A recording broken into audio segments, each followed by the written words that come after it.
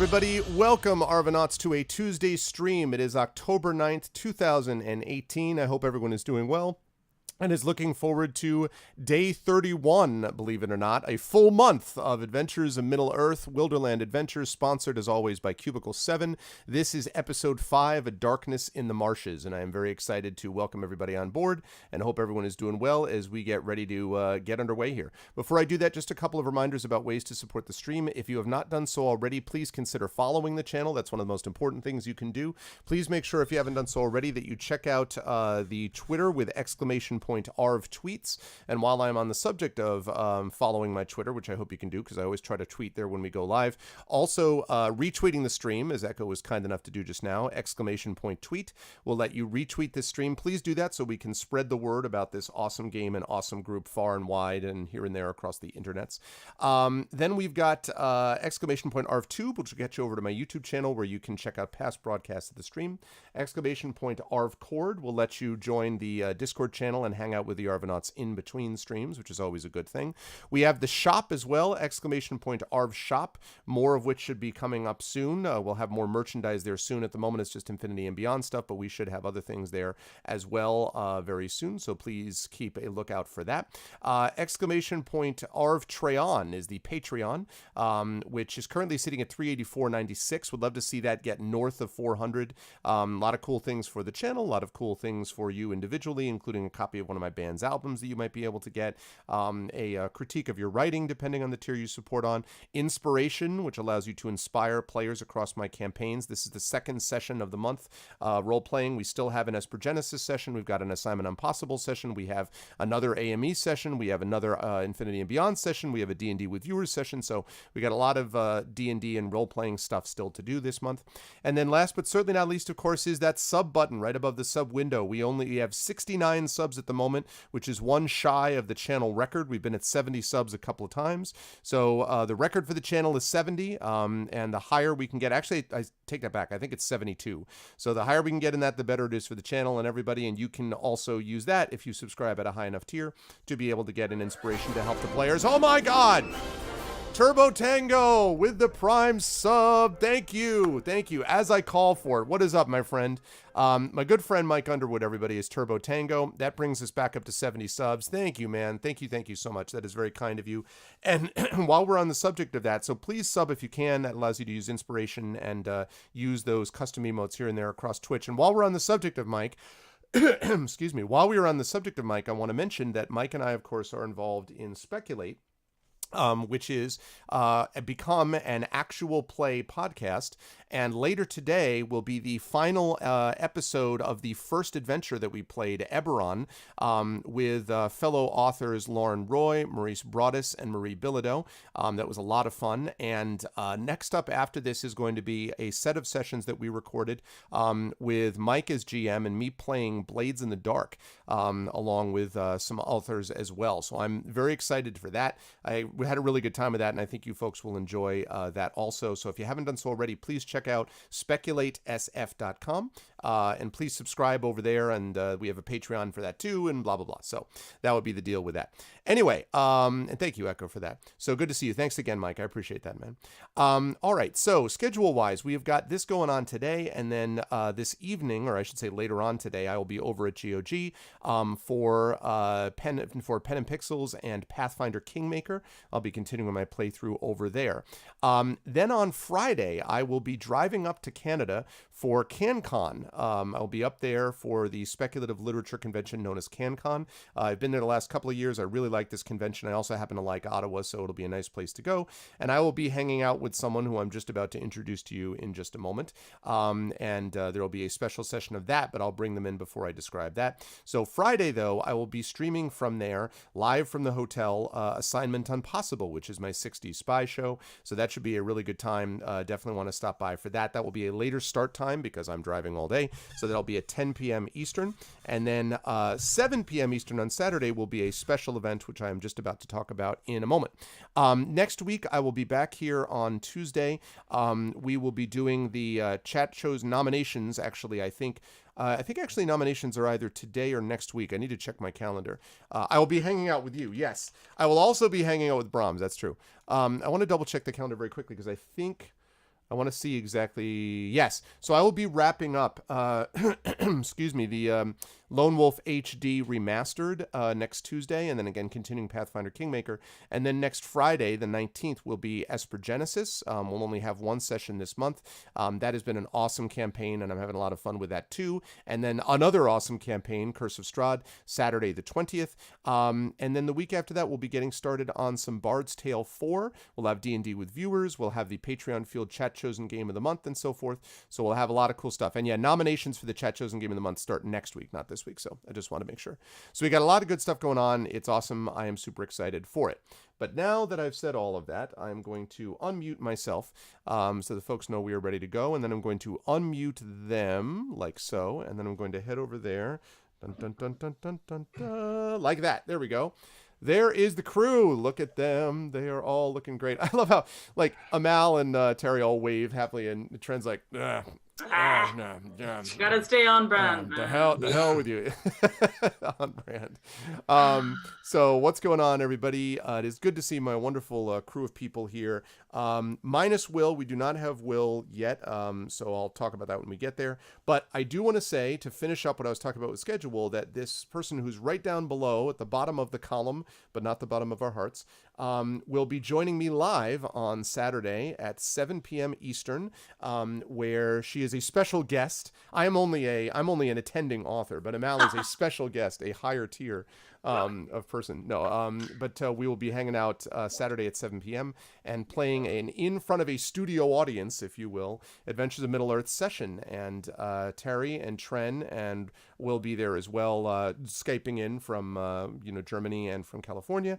And Will from Encounter Roleplay will also be with us, I believe. He'll be driving in since he lives in Canada to hang out with us also. So it's going to be an awesome time. I know Brahms is going to be there. I know some other people that I've talked to are going to be there. So if you folks are in the Ottawa area, please stop by, because CanCon's awesome anyway. I mean, separate from this.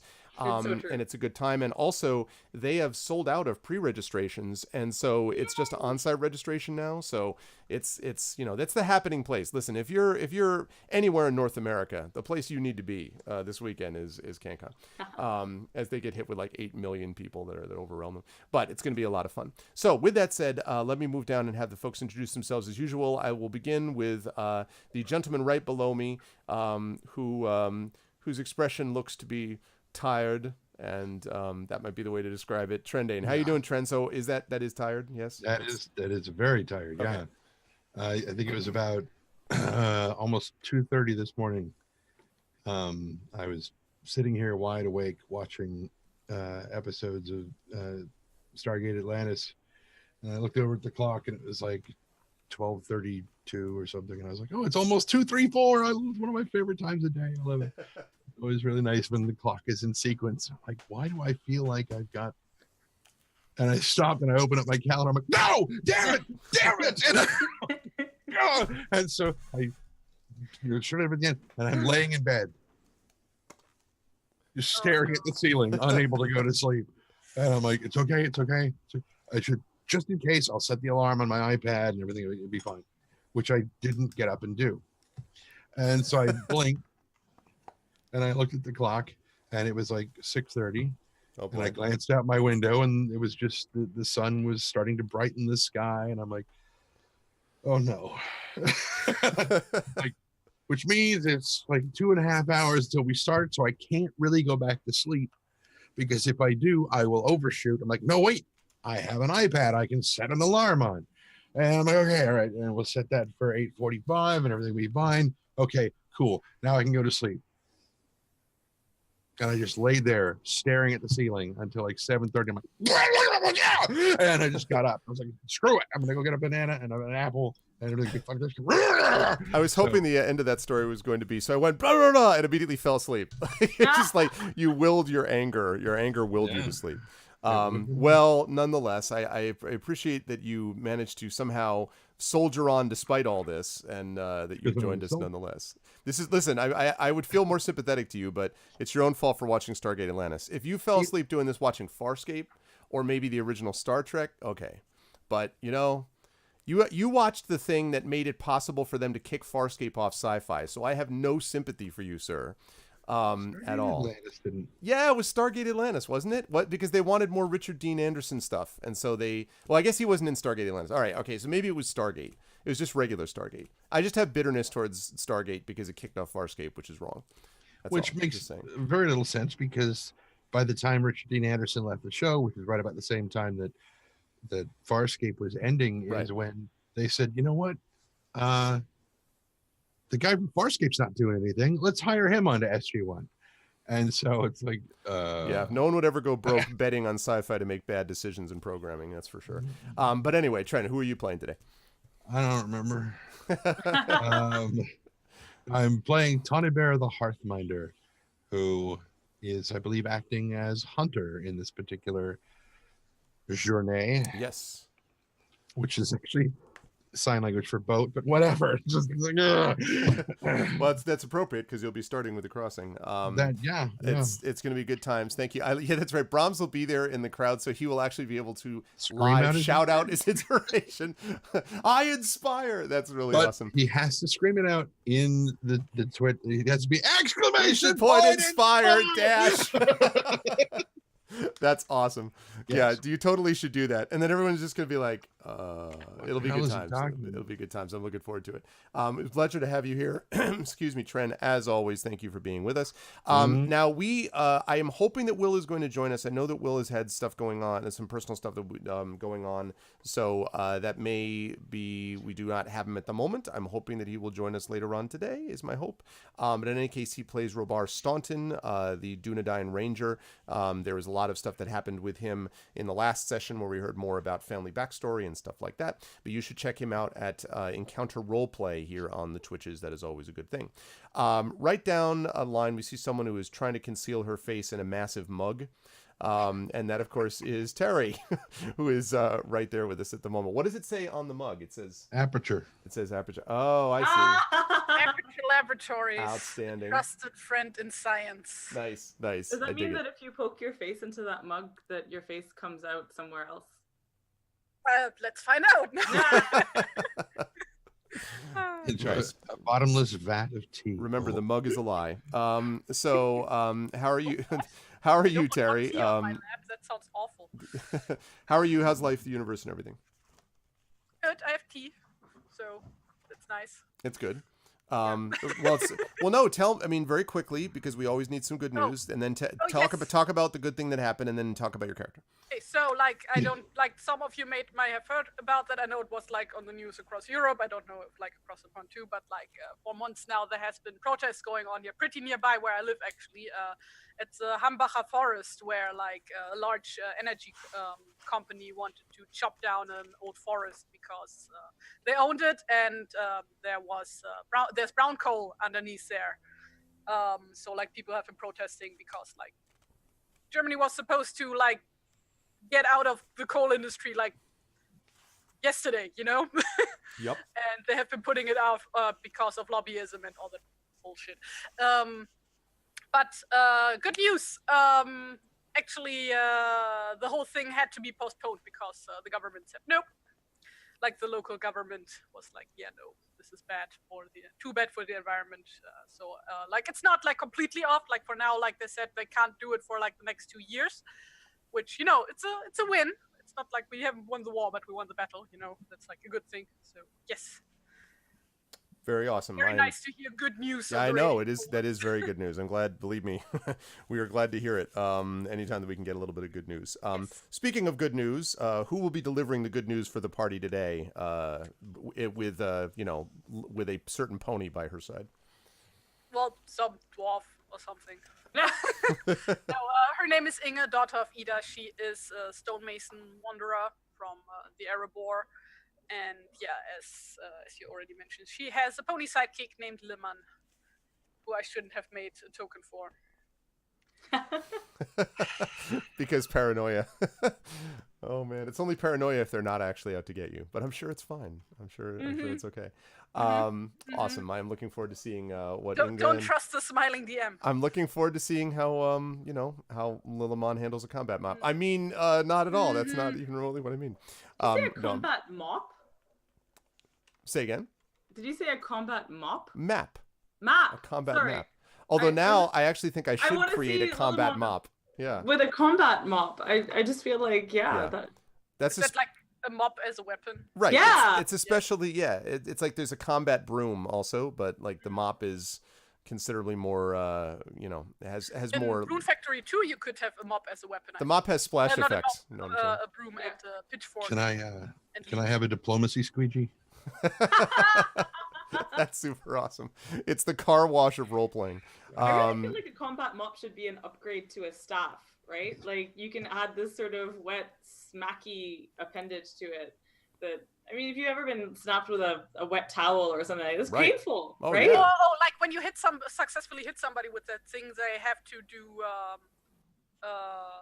check against Abiding moral shame. failure. Yeah. Yeah, exactly. Like if they roll a 1, then they have to run away because it feels so gross. Make a con Yeah. save against ow, right? Or Exactly. any Urukai who fail it automatically turn into elves again. Yes. Right. It would have been so let easy. That's the them- part that's left out of the. Oh man, that's really funny. Yeah, serious players. I have to mention before I introduce Amal that I just of course I'm teaching Lord of the Rings in the fall as I always do, and we just got to the chapter of the Battle of Pelennor Fields. So right before that we have Faramir's doomed attempt to take back Osgiliath, and so I played what I think is arguably the best film sequence, one of the best film sequences in the entire Lord of the Rings films, which is a sequence where Faramir runs with his gallops with his crew of horses towards Osgiliath, which is just swarming with orcs, as Denethor eats food while Pippin is singing this. It is. I just am like, it is one of the great moments of cinema. I'm not even being hyperbolic. Like it's so good. And I was great because I watched the end of it, and the students were just kind of like, they're just all sort of sitting there just like shaking their heads, and one of them is like, Dr. Wilson, why is Denethor such an asshole? It was really funny, and I was just kind of like, I'm like, that's a good, these are not kids who do stuff like that, but it was like, it was a very organic, genuine reaction to a really terrible, terrible thing that Denethor does. It was really funny, but anyway, awesome sequence. How old do This one. your students tend to be? I'm sorry, what? How old tend you? Between 18 and 22, basically. Yep, youngins. Although I do have an occasional older person who's continuing ed or older, but most of the time it's between 18 and 22. Actually, they're mostly not freshmen, so they're mostly, I guess, 20 to 22. But yeah. So, I swear we will get to introducing Amal in a moment. But that reminds me, for some reason, that your description of that moment where the student asked that reminds me of the movie Renaissance Man with Danny DeVito. Yeah. Where he asks Mark Wahlberg's character, all right, let's talk about Polonius. And he's like, oh, give me anybody but him. And it's like, why? It's like, because Polonius is an idiot. And he just goes off on So this true. time. I'm like, yes. Yeah, it's so true. You know? So true. The more I teach that play, the less I like Polonius every year. Oh man. And the older I get, the less I feel connected to him in a very odd way. Like it's like, blowhards. Not that Amal and I ever run into any of that in the academic world. No. Our people are not at all invested in their egos at all. No one I want to stab behind an arras. No one. No, that would never actually happen in the real thing. Certainly not. Listen, you decided, ma'am. You made your decision to join this thing. You're trying to join up with this crew, such as it is, and that of course is Amal Matar. I'm very, very happy to see Amal back with us today. How are you, Amal? And yeah, how's the beast of not dissertation work, but academic work as you're proceeding forward? I have really good news on that front. Oh, do you? I do, because so I may have mentioned before that I can't remember whether or not I did this, but past Amal has a lot to answer for in terms of my current stuff. So I had to I went on a 10-day teaching cruise situation and came back, and literally two days after I got back, I was defending a doctoral research project, which is a piece of the dissertation. Okay. And then, 2 days after that, the day after that, I was flying to Vancouver. So there was very very little in the way of slack in this schedule, but I defended my doctoral research project and I got an A+ on it, which is the last grade I will ever receive, I think, like last letter grade, which is great, a good note to end on, which means the only things left now before the actual dissertation revision is like to turn in the dissertation proposal, which I hope to do in 2 weeks, and then it's all disserting all the time, and by which I mean like revising the dissertation I already have. So so I am actually energized and hopeful about it for once, because it is such a relief to close all of the DRP tabs that were open in my head. And it felt really good to finish that, and then the very next day go to a con in my own country and not have to deal with borders and the crossing thereof, which was great. And I went to VCon in Vancouver and just got back from that yesterday. So I'm very jet lagged and very sleepy, but excited to continue playing. One thing I will say is that at VCon, I got to be on the first Tolkien panel that since like writing up that tweet thread that went viral about how, why don't we ever talk about Tolkien, like the stuff that Tolkien does that's original and not ubiquitous anymore in fantasy and stuff. So I got to have such a panel at VCon, and it was good fun, and I hope it will be the first of many Tolkien appreciation panels, instead of Beyond Tolkien being like a shorthand for stuff that's crappy in fantasy. Yep. Oh man, so preaching to the choir. And yeah, that's right. I forgot Mike, and I didn't forget, but of course Turbo Tango Mike Underwood was on that cruise. Yeah. Got to hang out. I got to see him, and So that was good stuff. And so anyway, that's cool. So who are you playing today, Mel? I am playing a character named The River, who is a woodsman of Rosgobel, which we have just left. It's her first time visiting it in 3 years, and no sooner did she arrive than she's leaving again. I know. So there's all problems with it. That feels very. I sympathize with it a lot. I sympathize with The River's perambulations right now. Yeah, exactly, and other family things too with that. Yeah. Yeah, and she is accompanied as ever by her faithful hound, Stone. Stone, yes. Awesome. Thank you as always, Mel. I'm looking forward to today. I should also note, since we're talking about the dissertation stuff, that I've spoken about this before, but I just sent in to the publisher, to Clemson, the revised preface for a second edition of my first academic book, which is going to be coming out in a couple of months. Thank you. Sorry. Sorry, you were just giving a pizza? I'm just giving a pizza off screen. That's awesome. It's like, my beautiful and the pizza fairy. Oh, thank you. Sorry to interrupt. One of the features of this jet lag is that it is now almost 1 o'clock and I haven't eaten today because of stuff. So forgive me as I hover off screen for a sec. Please continue talking. No, that's fine. So I just handed that in, which is very exciting because it was sort of returning to a project that I worked on many years ago, and the fact that they were interested in redoing it and sort of giving it an updated, cover and an updated this and an updated that. That was all really neat. And so it was kind of cool to return to that. And I mention it only because it started as my dissertation way back in the day. So it was, these things do have applications beyond just getting diplomas, in case anyone wonders.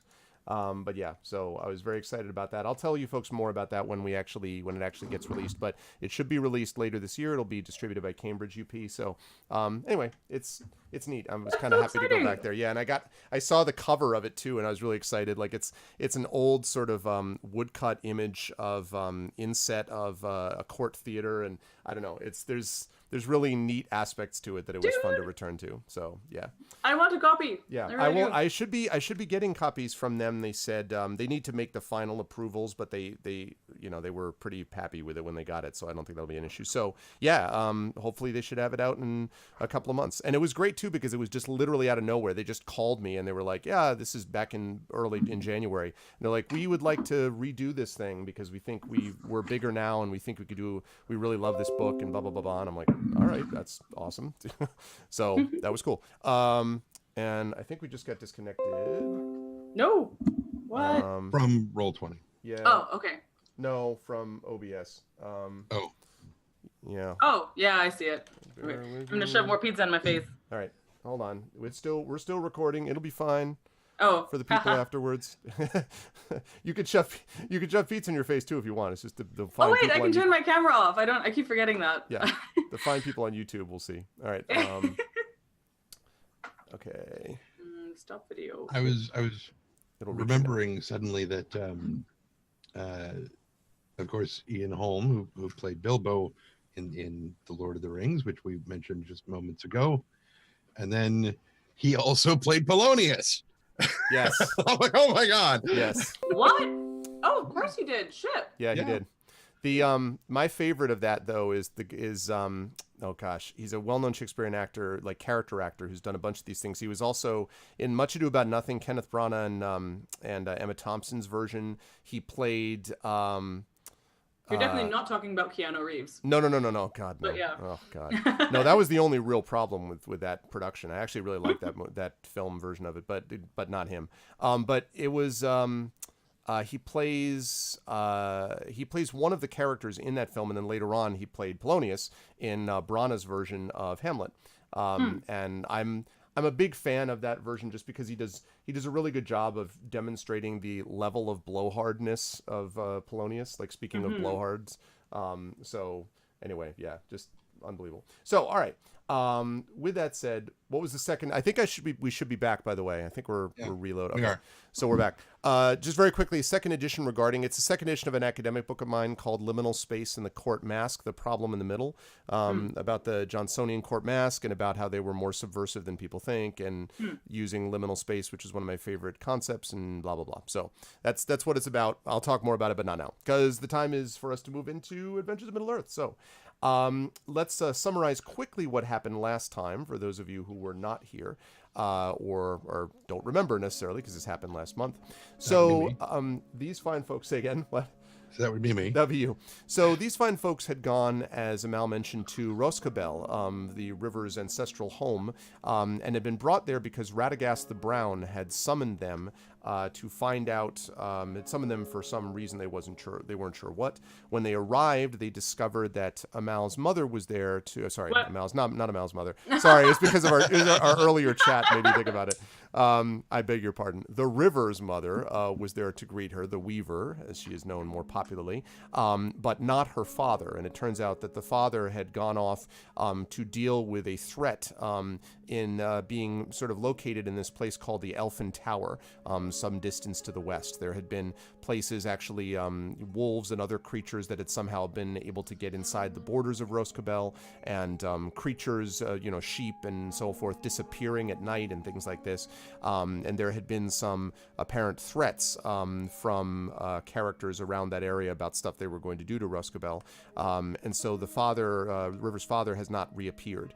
And so, although the River is sort of desperate to find out what happened to her father, Radagast made clear that it is tied in somehow, he believes, to a larger source of evil, some form of corruption, which has been creating a sense of shadow in many of these places.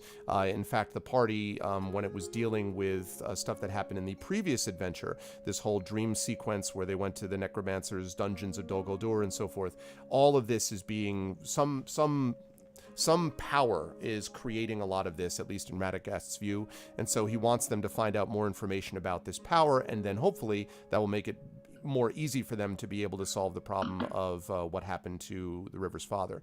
And so with regret, the River and the rest of the party set off to the northwest, accompanied by Bana, a woodman, female who is very sort of sunny of disposition and has been essentially their guide along this path. And just so people remember what she looks like, it's just like that. Which I think you did that because I completely forgot about that character. Yep. Yeah, Bana. So they traveled to the northwest, following the path that Bana set out for them. And when they got to the Anduin, preparing to cross it, or go up it, depending. I think the plan is to try to cross it maybe, but we'll talk more about the possibilities of that. When they actually got to the Anduin, they were fortunate enough to find advanced warning of these river trolls, these terrible creatures that would basically drag them down below the surface of the water if they had come upon them unawares. But they managed to not only avoid them, but also managed to avoid a site of good fortune, which was actually this clear travel stone, a journey stone, Bana called it, which was left by artisans, an extraordinary sort of workmanship that lightened the party's hearts as they saw them, and the party was actually able to, mechanically speaking, relieve some of their stress with a couple of points of shadow, a point of shadow being taken away from them. And we actually ended on a high note, which is, the campaign often ends on either cliffhangers or in dungeons, so it was nice to actually end on a high note that time as well. But as we begin today, the party is now, having avoided the river troll risk, is now slightly to the north of that position, and they now have a decision to make as they've arrived at where the boats are. Now, there were basically a few different options the party had talked about, and I just want to confirm what the party wants to do. One option was to take the boats basically upriver. Now, this is going against the current, but at the moment, this is because of where it's happening in relatively late autumn. The Enduin is not at its highest point, so it's not like, rushing down, swollen by the, sun, by the winter snows melting into the river, etc. So it's not as bad. And there are benefits to it in that it's going to avoid problems both on the east and especially the west side of the river in the West Anduin Vales. However, it does mean they have to be in boats, and it does mean that they have to be rowing against the current, and so those are those concerns. The other possibility is to basically follow the path to the east side of the river and just go up along the eastern side in the East Anduin Vales. That does leave them a little bit more exposed with the river to their west if they were to get attacked or beset by enemies, but it does have the benefit of avoiding having to be actually on the river. Or they could cross it and then go up to the north, either on the west side of the river or go directly through this copse of trees. But I believe the party decided that they didn't want to do that because that was where they had left behind some of the remaining bandits, and it's not a pleasant place. And so I think the party decided not to do that. But I don't know if the party had made its final decision as to whether to go up on the east side, up on the west side, or up in the middle of the river and then cross over once they're clear of that forested area and just head straight west to Mountain Hall. Well, so I will lead to them. We can't keep all the animals on the boat, right? No, you theoretically could. Really? There are enough boats that are here that you could, especially because you only got 2 of the animals with you. So yes, you probably could. It would require, you'd have to have basically you'd have to have 1 or 2 of you, obviously, in each of the boats. Obviously, the animals can't be by themselves, but you could have, like, say, Stone, Lillimon, and then, maybe Tawny Bear. It'd be like kind of a low riding boat. Or maybe Robar or someone. You could have one of you in there with them, sort of poling / rowing up the river. You could do that if you wish. So that's up to you. And Bana, and last thing, I'm sorry, Bana said that she would accompany you up to the point that you cross, but then she's not going to go farther than that because she has other tasks back to the east. So she will go up with you and then, leave you, or she'll go up with you in the boats. But when you actually cross over to the west, then that's when she's going to bid you adieu. Mm-hmm. Speed-wise, just to remind us, like, what the difference is. What the difference is between crossing and going north and west, or what are the time differences? Because I think, like, if we go straight to through the forest, like, it would be faster, but it would be more dangerous because bandits, so we could be held up, or we go, like, over the river and then, like, past the forest. That would be a bit slower, but also much safer. No, I just mean in terms of either crossing the river or going in the boat up the river, right, or what, right? The river's a little slower, but probably safer because it gives you more options. If you're attacked by east or west, you can go to the opposite side of the river, and you could, it would be a little bit safer to do that, but it would be a little slower. It would probably be faster to go by land, but again, you run the risk of being kind of trapped against the river, so to speak, one way or the other, if you were to get attacked. And you might not be. I mean, Yeah, I mean, I think that from River's perspective, she wants speed speed above all things. She's very confident in their ability to like tackle danger if it comes to it. Okay. Less confident in their ability to tackle rivers when it comes to it. What River would definitely suggest is like, why don't we just cross here with these boats and just spend as little time on the water as possible, and then head north and west, skirting the woods. And that seems like the splitting the middle between speed and safety. Inge agrees wholeheartedly, and she's not at all biased.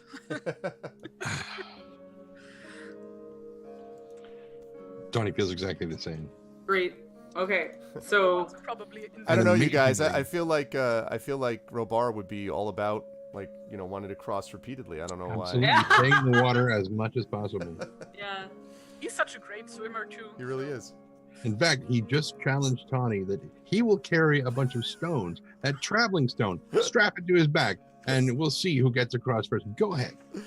A bunch mean- of stones plus the dog stone on his Right. back. Yeah. Just yeah. Yep. Granted, the way he phrased it was kind of like, But that was whatever. what you took from it. I think that's a good interpretation. I think No. that's, Yeah. that's reasonable.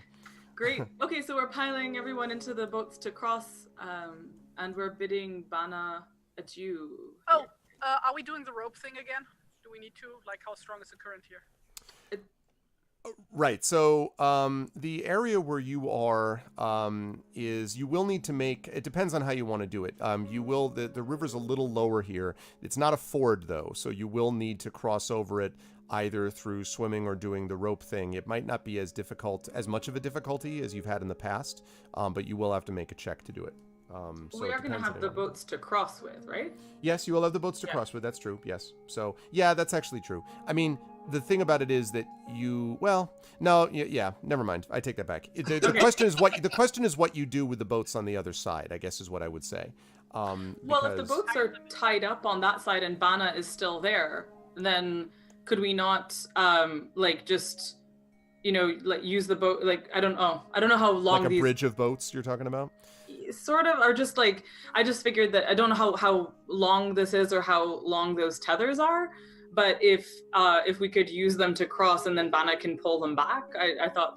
Yeah, you could do that, I suppose.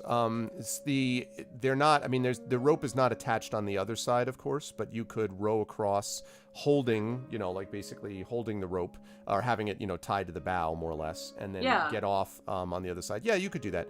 That probably would not require a check, I don't think, because it's not that high. So this actually might be the least eventful crossing of the Enduin you've ever had. So that's Knocking on wood. Oh, how Oh, terrible. God.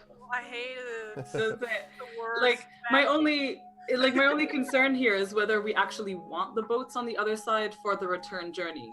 Right. But I mean, it might. Yeah. That's my only question here. But I mean, we don't know what we're going to find there either. So I don't know. I think it probably makes sense just for least eventful crossing to go let Bana take care of the boats, and then we're on our way. Also, we have that mechanical benefit on survival checks still, right? Like the Yes. That's right. Cool. Yes, and that lasts, I believe, until you fail one. Until failure. Right. Yeah. So, yep.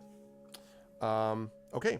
So, all right. So, you position now as you're sort of going across. You are going to have to make a check to get out of the boats. Anyone who's read The Hobbit and saw what happened when the dwarves try to cross the river, they know what the deal is with that. That said, though, it's going to be very easy. So, who is basically? I'm not going to ask who's. Actually, no, I am going to ask. You could sort of send across one person with the animals, and then you could send across a few of you could probably go in another boat. Probably Tani would have to go in his own boat, presumably. So it would be like, Tani, Rabar, River, Inga, and then someone would have to go with the animals. Bana could even do that if you want. Go across with the animals. So if you're doing that, Muted, Terry. I am muted, yes. I think it would make most sense if River would go with the animals because he's probably the lightest of us. okay. That's true. Wait, Okay. is she really lighter than Inga? Well, Inge is a dwarf. She's about as wide as she's tall, and also she's like... I know she's like made of muscle and stuff. That's, dense Yeah, she bones. is. Dense bones. that's fair. Station has a tighter calcium lattice. The weight of the beard alone is. Like, Fair. I didn't write down her weight because it's difficult to calculate weight to height ratio with Yeah. like fantasy races. Yeah. So I just put in like usually like the body type they have. It makes more sense. But yeah, she's probably sense. heavier than River. Yeah, and River is very lean and wiry. So yeah. Okay, so is River going to take the animals across first? Sure. I think it makes most sense if like the person with the rope goes first, right? Well, either, No, well, they're all staying attached, aren't they? yeah, they're all staying attached. They're all staying attached to the side that they're currently on. Oh, okay. Yeah.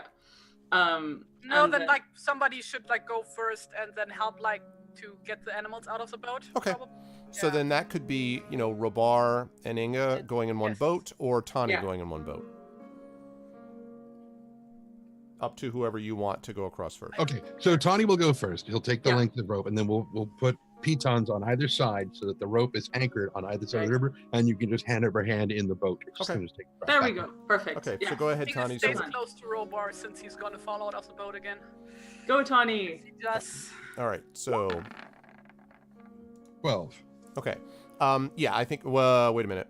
That's a traditions check. Traditions. I'm so glad you didn't cook me. Traditionally, I've crossed It's over like- rivers before. Hide the traditional not in the boat. Correctly. It's like when I clicked medicine instead of insight the other night on D&D. I don't understand what's It's going really on. funny. I'm like, Okay, survival. 24. hey, that's more like it. Okay. Hooray. Technically, I'm going to give you this. Well, because what I was going to ask for really was yeah, I'll give you survival. I was thinking about doing something more like a dexterity or an acrobatics check, but I think in this case, because of the stuff with the boat, I'm going to give you the survival. So you do this with no problem at all. You actually, why don't you cross over in boats more often? It just seems so, Much easier than Yeah, much carrying easier. a pony around your neck like a soul. This is the first time you haven't had to wear one of the animals in crossing.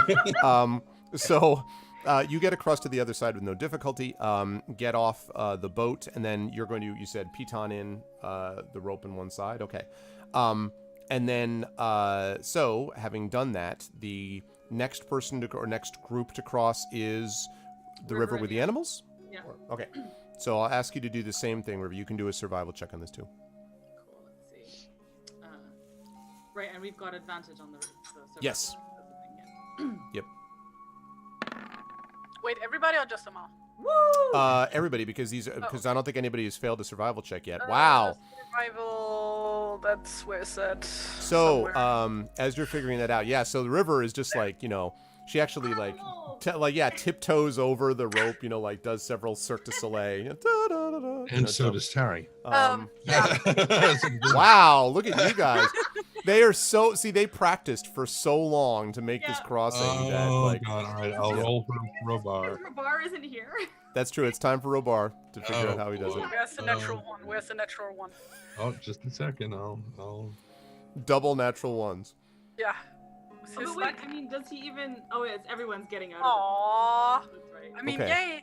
yay. Actually, I think it's not claiming it's a crit, but that looks like I got okay. It's a 19. Isn't that 20? Isn't that It's a a 20? No, I think No, it's a 14. It's a 14 and a 19. Oh, okay. So close to a critical. That would have been funny if we had 3 crit hits anyway. He has no trouble this time, although you see sort of a little bit of sweat on his brow as he, hand over hand goes across. Drawing hand over hand to pull the boat across the other side.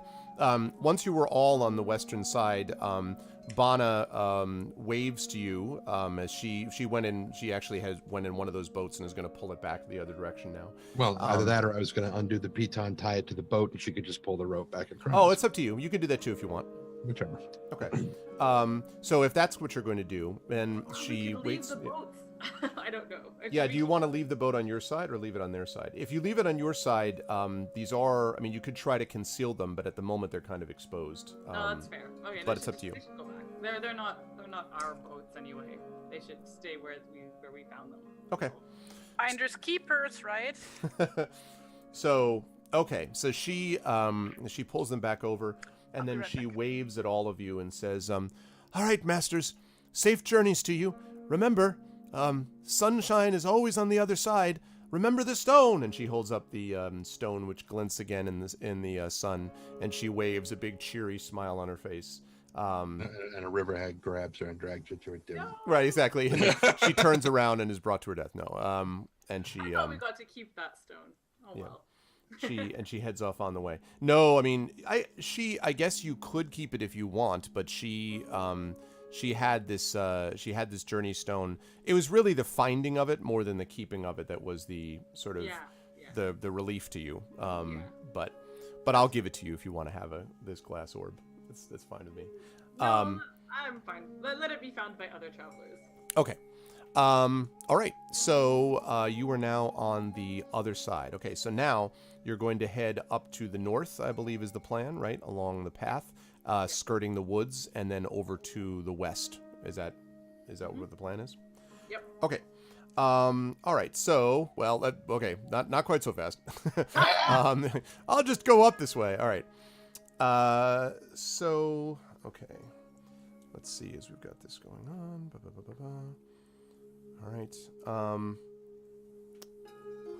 Hold on one moment as I make an adjustment to something. Okay, I'm waiting for Tony to set fire to her curtains. Okay. Oh, candles. Oh, this is what we got going on. Okay. Let's see. And this. Right. Okay.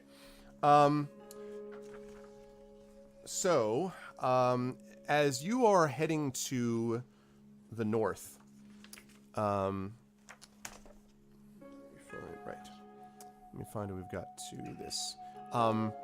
The travel is relatively uneventful for most of that day, but as you take about a day and arrive about, maybe let's say right about there, let's say, so kind of just to the northern side of that hex, if you will. The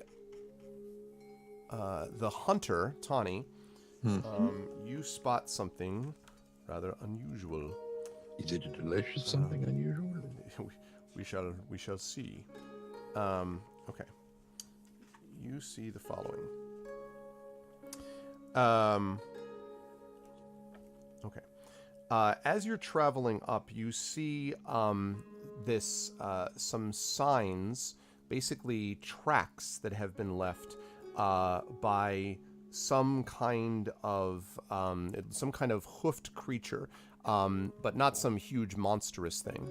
If you had to guess, these might be either deer or stags, but given the size of the hooves, if they are not that far away, then these actually could make sort of much better rations than the ones that you're currently carrying, in the sense that there seems to be a good amount of these creatures traveling together, which is a little bit unusual for this time and area of the world. But if you were able to find them, it looks from the tracks like there might be 5 or 6 of them. If you were able to hunt down 1 or 2 of them, if you so chose, you could actually get some pretty good food, some pretty good eating for the group, if you wish to do that. Like, I know it's very unlikely, but don't put out ignore the possibility that this could be a unicorn. That's true. Well, there are rainbow shreds around the path, so it may have something to do with that. No. So you discover this, Tani, on your path as you're preparing to set down for camp. Well, I'll point it out to the others, and obviously, and say, does anyone like venison? What? Venison, deer meat. Yes, very much. We have some design of them here. Can I also have like a closer look at the tracks? Now that he's found it, you can, sure. Okay, good. So, survival or what? It would be, well, no, there's no check to make. Okay. You would be accompanying. It's actually the hunter who would be doing the survival check if you want to try hunting these down, but you could assist, certainly, Inga. Yes, I would like to assist. Okay. I mean, so we've got Stone as well, who can always help. Oh yeah. Yeah. right, and so actually, that's a question. Do you want, as a group, do you want to have a few of you go? Just have like all of you go, or just have a couple of you, like Tawny, Inga, and maybe Stone by himself, or accompanied? Like, how many of you want to go? Which direction do the tracks point? They are pointing off towards, now, the forest, but before people go, wait, my God, the forest is a good distance away. It's just, it would be, if you went in that direction for, I don't know, probably a number of hours, you would arrive at where you had originally met up with the bandits. But you're many hours from there, but that's the direction, basically. So it's just a slight detour from the original path we were gonna take. That's So right, and they're it pretty would close by based on the freshness of the tracks. Okay, then it would probably make sense if just like a small group would like go hunt those down, and the rest keeps going, and we just meet up again afterwards. We're making camp, right? Yeah, no, you're making camp. Oh, so- we are making him. Okay, So, yeah. Like that's the thing. Like from River's perspective, so she doesn't want to delay. But if we're making camp anyway, then maybe this makes sense. Will doing this though like lengthen the camp time or? No, because presumably those of you who are already making the camp, unless all of you go, you could still be doing that while the rest of you are involved in this hunt. You would have to hunt anyway, or basically gather food or something, other than unless you were just going to consume your previously existing rations. But to avoid that famous thing called exhaustion, which I know all of you love, you need to make sure you're eating sometimes. No, I think this is a good. If Robar and Inga want to stay making camp, then Tawny, River, and Stone could go hunt. Okay. That's fine. Also, Mal, you're a little quiet, so you know your microphone. Thank you. I just realized something. So if Tony has been the one hunting all the time, how he doesn't have a bow or a spear or anything? Like, does he just like sneak up on them and strangle them with his bare hands? I don't know. How do you do it, That's how Tawny? he caught that fish. I mean, he caught that fish with his bare hand. Ah! Sorry, not sorry. But That's true. How do you do your hunting, Tawny? With style and grace. Yeah, it is. Let's move on. Don't ask questions. he gets out of the way and then like activates Grubhub, like the equivalent of it. It's like, so it just seems a bit funny that like the two people in the party who do have actual hunting equipment are not going hunting. That's true. You do have bows, I guess. that's true. Listen, I mean, you folks chose what you chose. I mean, the hunting is a survival check, isn't it? Yes. Yeah, I know. It's just like, when you think about I know. It's true. it doesn't make any difference. But like logic-wise, What's even funnier is that survival is a wisdom check. So we're literally hunting the deer with our souls, with our wisdom. No, your knowledge of how they travel and move. Sure. That's that kind of thing. Yeah. Because Yeah. it's not about even physical Definitely. strength with hunting. It's really sort of battle of wits. That's what you right, have a battle of wits, right. Like when you meet And deer are stupid. Exactly, Brahms. Meet them in a battle of of Magic the Gathering, I assume. So. Yeah, well, actually, Brahms just said Tawny's hands turn into bear paws and just go to town while the rest of him's in man form. Like he just, There you go. just does that. Oh. We don't talk about that. All right, so you are going to set off to do that then. So I'm going to ask for, as you are traveling along here, I'm going to ask for the hunter to make a perception check. Actually, no, not just the hunter. So it's you, River, and Inga, yeah, that are going? River, Tawny. Robar and Inga are going to set up camp. Okay, so River and Tawny. So the River and Tawny, I need you both to make perception checks for me, please, as you are following these tracks.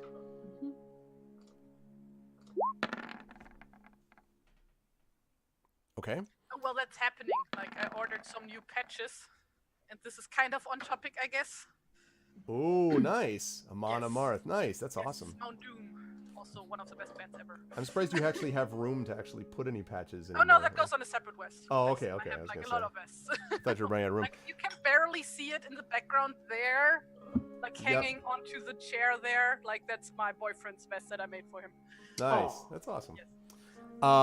Okay, so both Tawny and River, you are able to see as you cross over this small rise, you see a group down below this sort of at the bottom of this rise, still probably a good 1,000 feet away or more, these group of deer.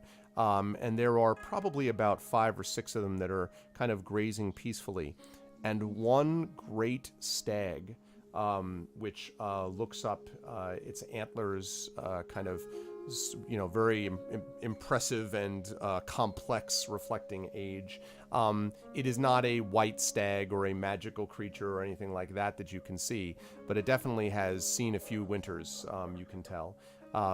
And as you sort of come to the top of the rise and look down upon this group, you can see the stag kind of standing there as the other, as it turns out, deer are grazing, and then the stag lifts its head and almost sort of looks up in your direction.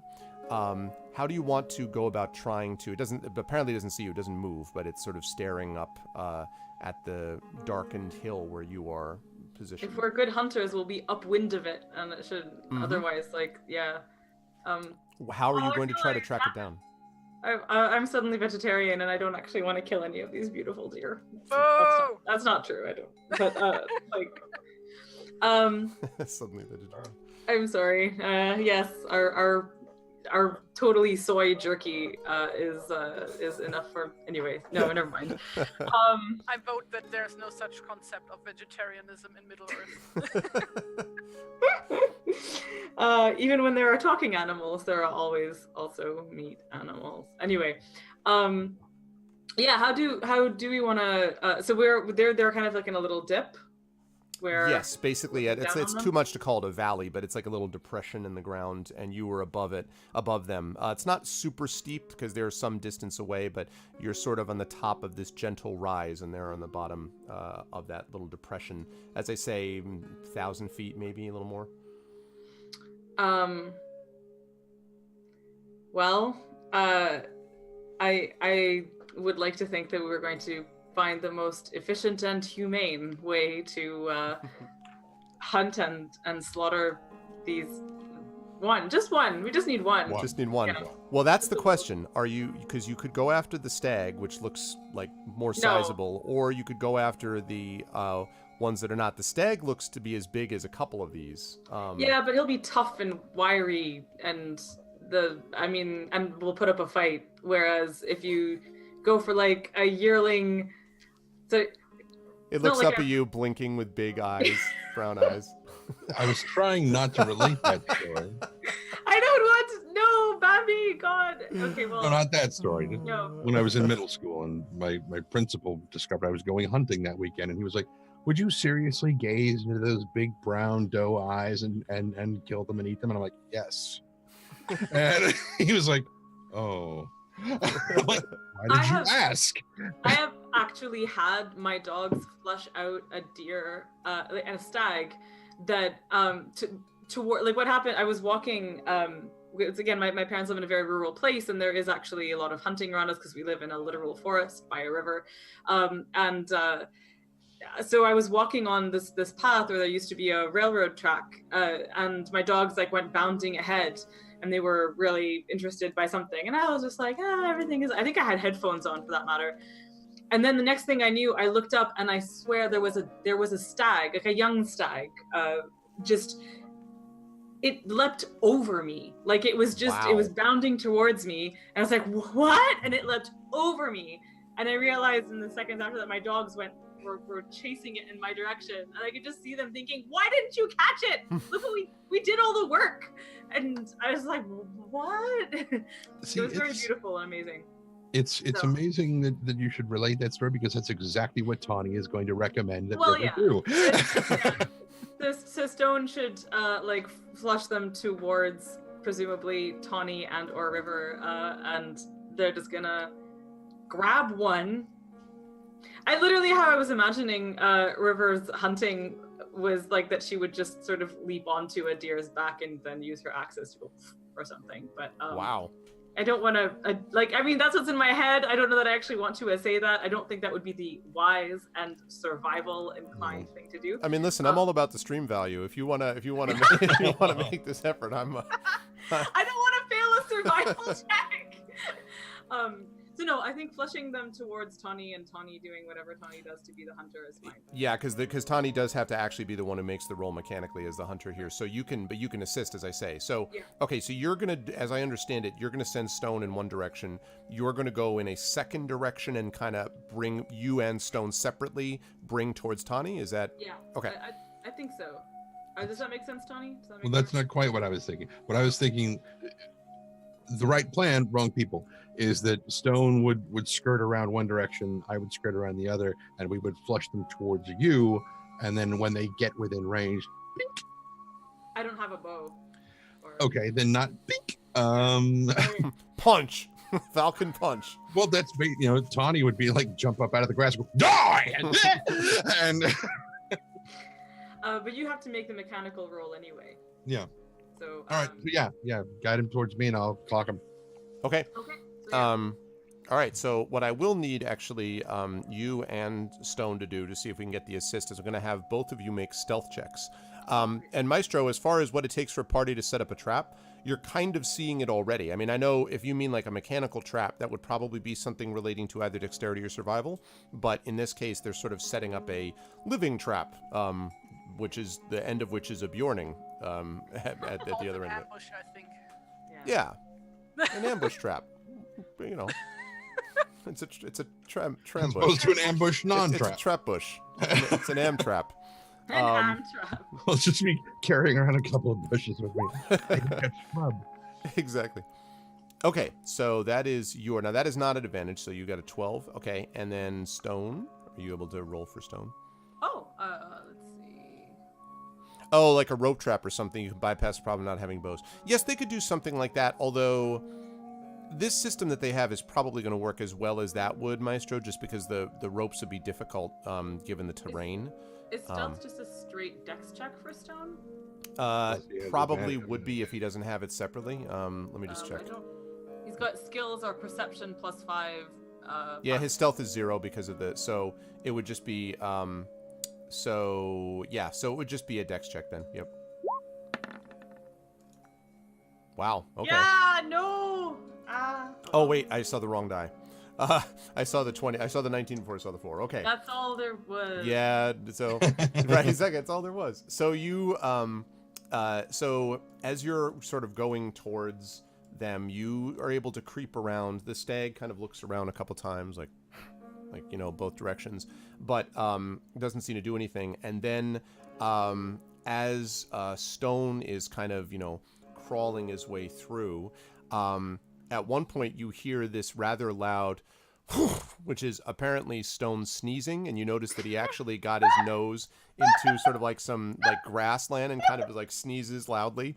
And so the deer kind of like look around like this and they begin to run. Now, they could still be herded in the right direction, River. So that's what we're gonna do. Okay, so what I'll ask you to do here is I will ask you to make, let's see, they're sort of headed vaguely in the right direction, but to make this so that you'll actually help and not just make it where Tani's going to have to, like, sidestep and, like, a American football player, like, block the guy before the end zone, you will, I think what I'll have you do is make a, like, a dexterity check here. Acrobatics I would take as well, to see whether you can actually herd them in. You're basically playing sheepdog here.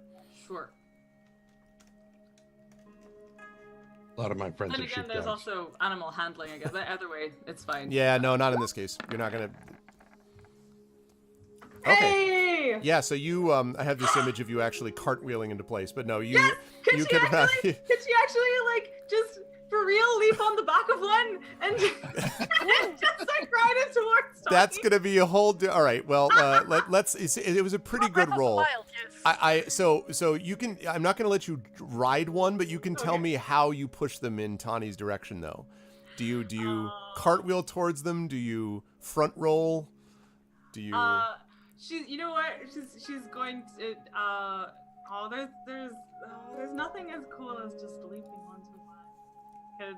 Well, I mean, Arf suggested it, so now he has to allow it, right? That's how that goes, right? It says so in the rules, I think on to actually leap on the back of. I mean, she wouldn't be able to ride it for long, but if she could, like, if she All actually... right, you Let's can go jump to on the- back of the deer.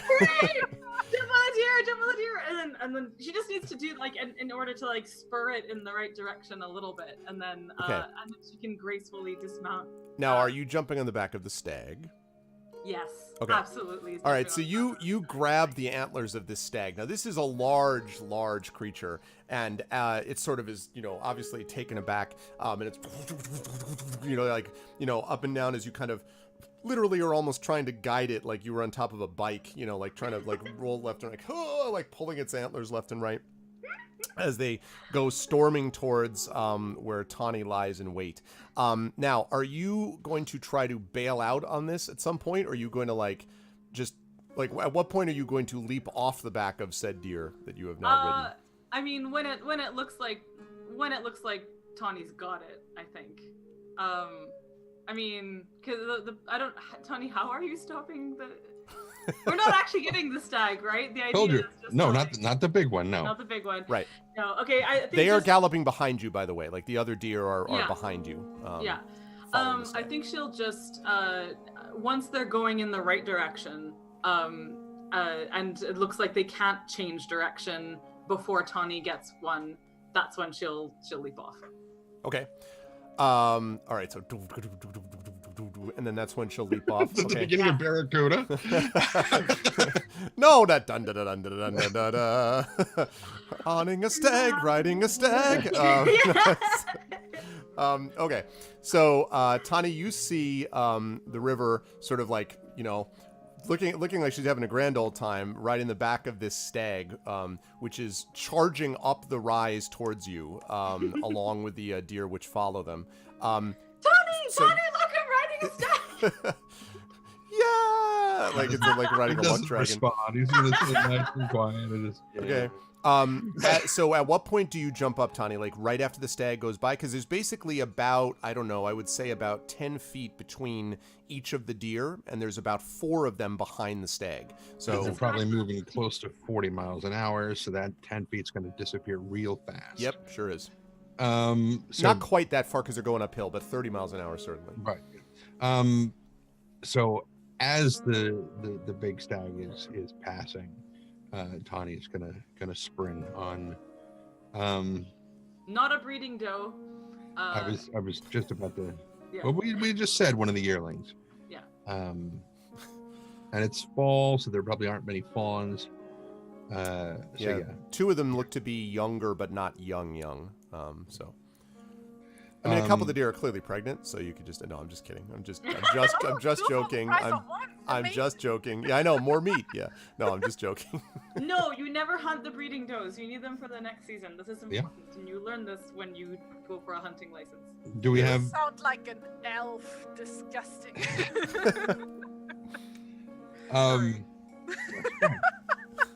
What is this sustainable hunting you talk about?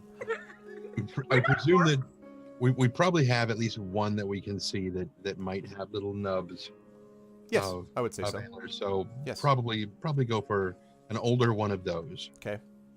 And then as Granddad there is bolting by with his just really undesirable passenger in tow. Mm-hmm. Tawny, I just keep imagining Tawny just standing up and grabbing the deer by the throat. No, okay. Not going to do that. But I also don't want it because there were 3 things that were going through my head. One was to just grab it and just sort of like, rodeo it to the ground is one possibility. But that would just be like you jump on it and its legs break. That was the second one, was Tawny just using his staff to just shatter its front legs as it's going by, and it just. No, I mean like from his weight on it, Oh, yeah. The third one is probably the one I'm most inclined to go with, which is him springing up and using all of his momentum in the quarterstaff to just try to catch it right at the side of the thing and see if he can just snap the neck in one go. So I need you to make a survival check. Now you're going to be making this at advantage, but you're going to be doing it at +2 because of the river's assistance. The advantage is because of Radagast's blessing. So yeah. What time is it? It is evening, so probably about 7 p.m. The sun is pretty much. It's just about dark completely. There's a little bit of light, but not much. Okay. So this will be +8 instead of +6. So 20. Okay, so you leap. So you do, in fact, as passes by, leap and grab the doe. You get one sort of sight of the doe looking up at you longingly, the yearling, and then you snap its neck. And then one of the deer behind says, "No, no, I'm just kidding. It doesn't do that." I totally. And then Tawny just sort of grins, is like, next year. And Oh, she man. was so close to retirement. I know exactly. Oh man, not that one. Okay, so I'm you. so sorry if we have any vegetarians watching the stream. I have a feeling they would have already muted this part, probably. Anyway, so they, so you do, in fact, you hit a snap and it falls to the ground dead. Now, River, are you, like, at this point, like, you see, you sort of, as you're going by, kind of look over your shoulder, you see Tawny look, and it certainly looks like he was successful. When, did you now bail out? Like, do you, because the stag is, like, increasing its pace now that it's up at the top of the hill. She totally bailed, like she said. Like I said, once it looked like they were going in the right direction, that's when she. Oh, I thought you said after he got. I'm sorry, I beg your pardon. No. That was my first thing, but it was a joke. But Okay, no, I gotcha. no, she's definitely like she would have dismounted and seen him get the doe. I think. Okay, I'm gonna have you make an acrobatics check to get off it then. I have as a it's better going on. idea. Like she has to roll a d10, and then like that's like her score she would get for like how elegant her landing is. Like in, Right, yeah, exactly. And then we need to have a Russian person vote, the Russian judge, give it a low as well. I love that. I love that I heard that. Tari, like you've got a better idea. Nice. I told you the pun ratio is going to be absolutely. Yeah, accelerated. that's true. That's All true. right, so acrobatics to dismount. Very well. Oops, why are these? There we go. Dismount. Can we nail the dismount? Okay, so you're able to. It's not the most graceful dismount you've ever had, but you. 6. Yeah, you're like you Fine. kind of land sort of, you kind of take a few steps forward before doing the layback, arms out type of thing. And the stag goes thundering on. And the the 3 remaining deer behind it. And as you turn and walk back, you can see that that Tawny is making his way, or that Tawny is sort of kneeling down past this creature. And he basically has his hands on the deer and kind of has his head down and his eyes closed. Okay. River is going to come down from her sort of giddy joy at having ridden a stag to a more appropriate solemnity as she approaches Tawny. And she looks at the deer and which has no marks on it on account of having been clearly killed very deftly and with 0 pain, yes. yes, no pain. And she'll kneel down too and put one hand on the deer's neck and one hand on Tawny's and say, "That was very well done." And then bow her head too. Okay. This, as you sort of look down upon this thing, you see that it looks to have a good amount of meat for its size. It is relatively unspoiled. There's no obvious disease or any kind of, rot in its fur or anything like that. So it seems to be like a, good, healthy deer, which could have lived many happy years. I'm just joking. I'm just having so much fun with doing this. Anyway, you take it's cracking me up. I enjoy hunting. You're not gonna shame me. I know, that's all right. I It's grew all up right. in a It's household okay. full of deer skulls. Like, Yes. I'm not even making an overstatement here. Like this is not phasing me at all. And so you pick up the deer and bring it sort of swinging along behind you, holding it up, presumably. We'll both carry it. I was just gonna ask. Okay, so you're gonna carry it over. I'm sure Tawny could carry it on his own, but River will help and carry the rear. Or something. Okay. Yeah, given how long his staff probably is, you could just tether the Yeah. legs together, string it up on the pole, and just both of us carry it like that. Yeah. Okay. Exactly. All right. So you eat well tonight. This is good food. Meat's back on the Meat's menu. back on the menu. Meat's back on the boys. menu, boys. Yeah, it's Some intestines fly. right. in the air. Oh god. It's definitely Gotcha. it's good. It is delicious. And the delightful scent kind of rises through the air as you all enjoy a excellent meal sitting around the fire. None of you had a level of exhaustion here, but it would have restored one otherwise. But if you could make a note for me, Tani, that the guide, which I think was Robar, yes, Robar had +1 already to his arrival roll. You can add 1 more to that. So he's gonna, when you actually arrive, you'll have a +2 arrival bonus. I keep asking, what is actually River's role? Because I keep forgetting. You are the lookout. The lookout. That's Yes. right. Right. And Inga is the scout. Yeah, exactly. Yep. Okay. And yes, there you go. All listed. Thank you. Okay. And the otherwise the night passes rather uneventfully under the stars. Inga, there was a stag, and I jumped on its back and I rode the stag, and I've always wanted to do that, and people kept telling me that I wouldn't be able to because stags aren't for riding and you can't. But I'd seen the elves doing it, and obviously you could, and I totally did it, and it was amazing. Inga just looks at Tony. It's like, did she smash her head or something while you were gone?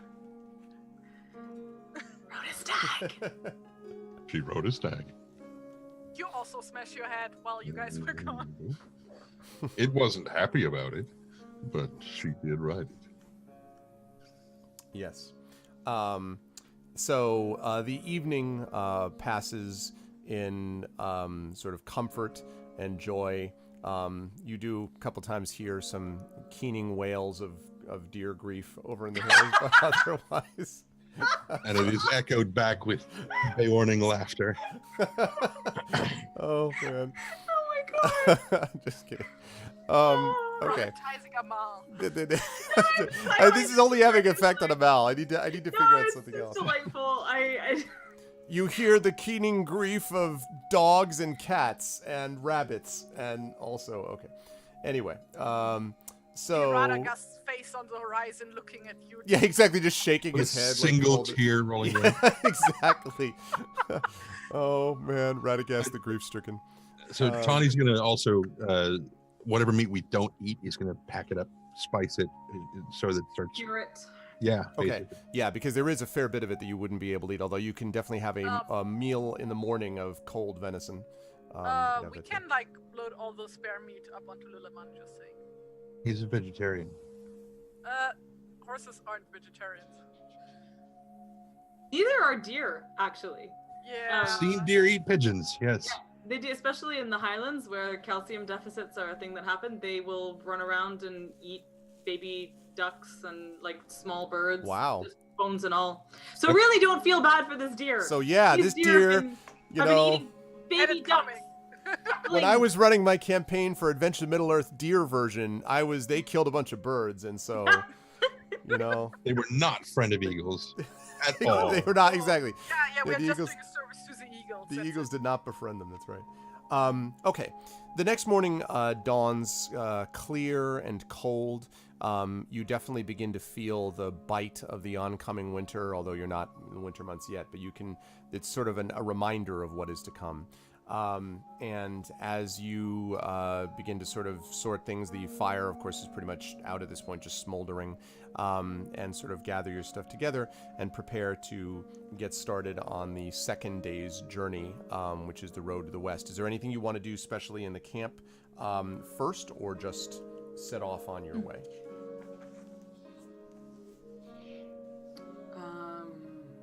And you don't have to. I'm just asking you. I just want to make sure. It's... Yeah. I'm just looking through my list of things now. Yeah, there's not really a time to tell campfire tales or anything, because, Not in the morning, though. no, I mean, no. But I was just reminding myself that I have something called Campfire Tales, which is during a short rest, you and any nearby friendly creatures gain an additional 1d6 hit points per hit dice spent, but we're doing fine, so. Right, and this would be actually, and this even is a long rest, even as it is. So there's, Yeah. You get the benefits of, you would have gotten the benefits of that regardless. Yeah. Okay, so let's see. Okay, good. All right, so you set off then again, and for a good portion of, let's see, much of that day, you seem, it's been a very quiet for the most part journey, and for the most part you have enjoyed relatively safe travel conditions thus far. And as you move further up the river, let me see okay, that's what I thought. So But I thought too. I lost my thing. Okay, that's what I thought. All right. The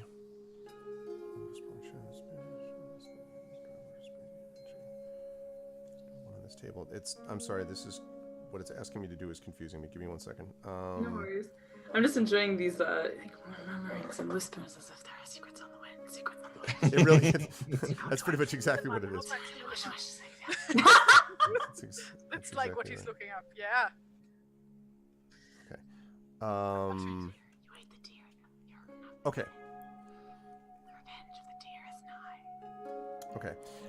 As you, it's yes, precisely. Is all of what you're suggesting is exactly. You wake to find hoofprints all around the camp. The hoofprints all spell out your doom awaits.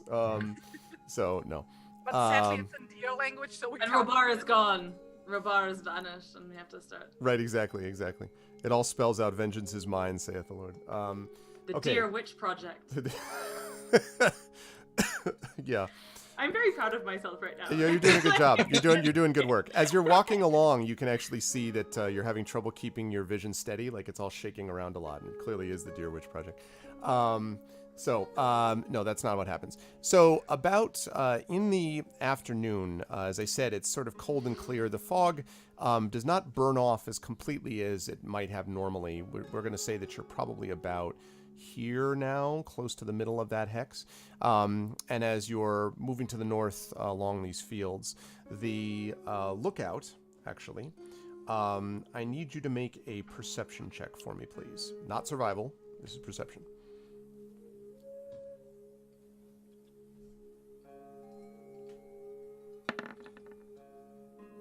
It's quite Okay. foggy. Okay. So, let's see. Okay.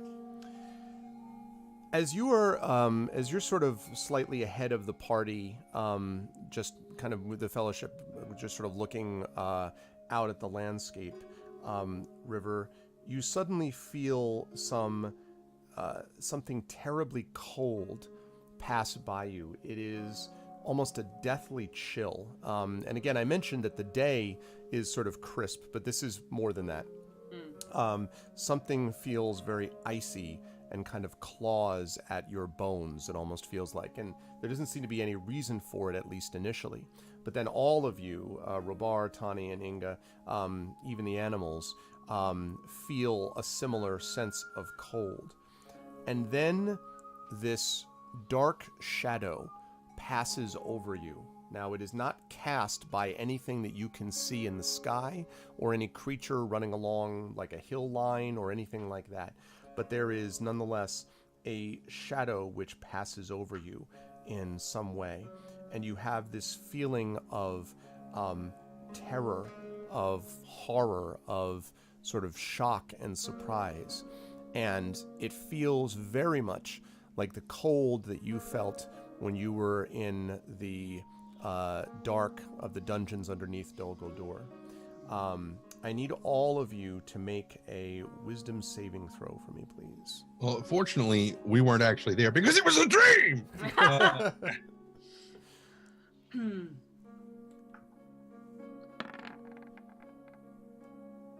Oh, great. Wait, don't we have advantage? Do we have advantage? Oh, Please have we have fuck. advantage. Jesus. You do not have advantage on this. Actually, Ew. okay. Thank you very much, Kerflop, for the resub. Thank you. 2 months resub. Thank you so much. I appreciate it, Kerflop. Does Okay. this count as being in a dark place?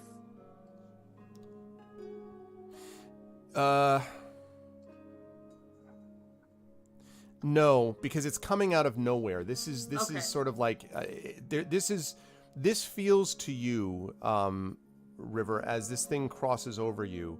This feels to you as if this is something that passes over you, like this slight darkness. In fact, when you turn around and kind of look, because it passes, like goes past you. And Yeah. as you sort of turn around and look behind you, you can see your companions reacting in a similar way, but there is nothing behind them. So one quick question Sure. too. She does have dark foreboding, the sixth sense of sorts when in the presence of shadow and Yes. stuff. So I'm just wondering if that can in any way have assisted with lookoutness. No, it wouldn't. No, because this is not Okay. something you could see from a distance. However, this very clearly feels as if you were in the presence of shadow. Okay. As something evil was there. There's no question about that. Okay. So Robar and Tani feel this sort of darkness, this kind of terror that gathers over them, but then kind of like you sort of almost shake it off, try to basically feel if you can sort of recover from it, like kind of shake it off. And Tani, that image that you had of just saying it was a dream comes back to you, like, because you also have this feeling and you're like, but that was a dream, and like and so it passes from you. But the River and Inga, who were more affected by it, and in particularly Inga, who felt the sort of darkness of the shadow, it's almost like touching an old wound or feeling a bruise that you thought had healed. As you touch the bruise, you feel that pain again. Both of you are going to pick up 2 points of shadow. No. Yep. Weak. Weak. We're doing so well. Yep. And Always Inga. I should have taken like the whole like Hunter of Shadows like character line thingy. Yeah, well, and the thing about it is too that as you all sort of stop and feel this and kind of shiver as this passes over you, again, there's this feeling of oppressive evil which gradually lifts, but the memory of it, still remains. This may be because you are drawing closer to to the destination where you're supposed to gather more information about this, but this is quite obviously not normal, especially since, although the Western Anduin Vales are not quite as, pleasant as the East Anduin Vales would be, this is not a dangerous area. It certainly doesn't seem to be. And on the other side of it, it's cold and crisp, but the sun is still, there's still a sun in the sky and, so on. So something is imposing its dark will upon this environment as it passes by you. You didn't see anything substantial, but it felt almost like some shadowy presence that went past you just then. All right. Well, I'm putting on my lipstick of +3 against shadow bullshit. I have some. Yes. Here. It's NYX. Wait. Hup! I got it. Hey! Yes. There we go. The magic of time zones. No. So this thing goes over and River feels herself shudder and I keep imagining them on horseback, but they're not. They're just walking. Right. Right. She just kind of stops and shudders and looks around looks up and then around at the others, and says looks around to see if anyone else is feeling what she's just felt, basically, and and looks at Inga in particular, and just like meets her eye and wants to see if she's feeling the same thing. Like Inga's basically just staring into nothing, and she looks like she's seen a ghost, basically. Like there's these like deep like bags underneath her eyes suddenly, and like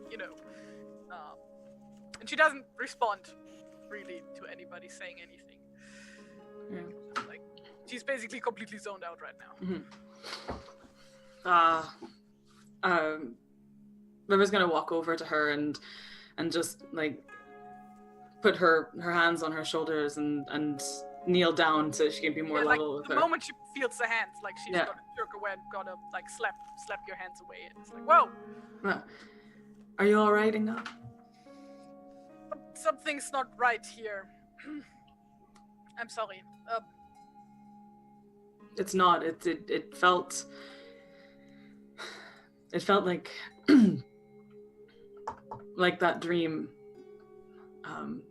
She glances at Tawny for confirmation. Did you feel that? Yes, a dream. I was just thinking that's what he was confirming. Briefly, yes. Okay. If we keep going, I want to get away from here as quick as possible. Okay. Let's keep going. Okay.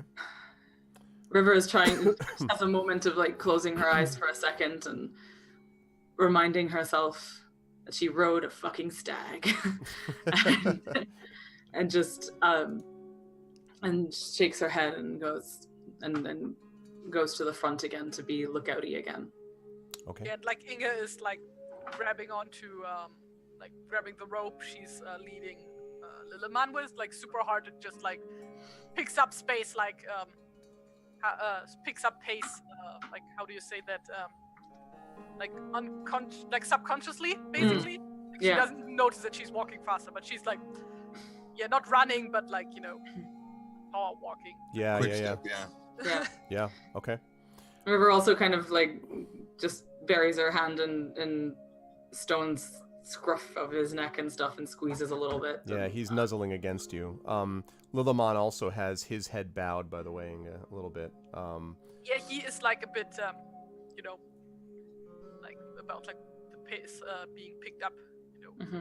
like not happy about this, but he does as he is told. Okay. All right. So you continue your journey. That evening, I would say you get to about the northern side of this hex, so basically in between those two hexes, and set up camp for the evening. You notice that it is quieter this evening than it was last time. There are not as many sounds of birds gradually settling down for the night, or of kind of, night creatures, insects, or anything like that. Now, part of that is a function of the weather, but part of that also seems to be something different about this space. There's not a sense of gloom. I don't want to overplay it, but it's definitely quieter here than it was farther to the south. And you can in fact, the air is somewhat still, and you can hear in the distance, because you are, you're walking, the way I've been assuming is that you're not right next to the banks of the river, that you are, you're a little bit from it, but you could get to it pretty quickly if you needed to, was sort of the assumption. So you can I thought we were like kind of walking close to the forest border, kind of. Right, no, I didn't think you were right on top of the border. I thought you wanted to skirt in between the river and the forest. Okay. Is that not true? I thought that's what you were doing. That's how I understood it. I don't know. Yeah. Okay. So, so you're able to just sort of, you haven't been in the last, last night you were not able to hear this, but tonight you're able to hear the sound of the river a little bit, the Anduin a little bit louder than it was. It seems, just the sounds seem to be coming to you more clearly. And as you look up, you can see that the moon is covered in just a shade of fog, which usually suggests some ill weather on the morrow.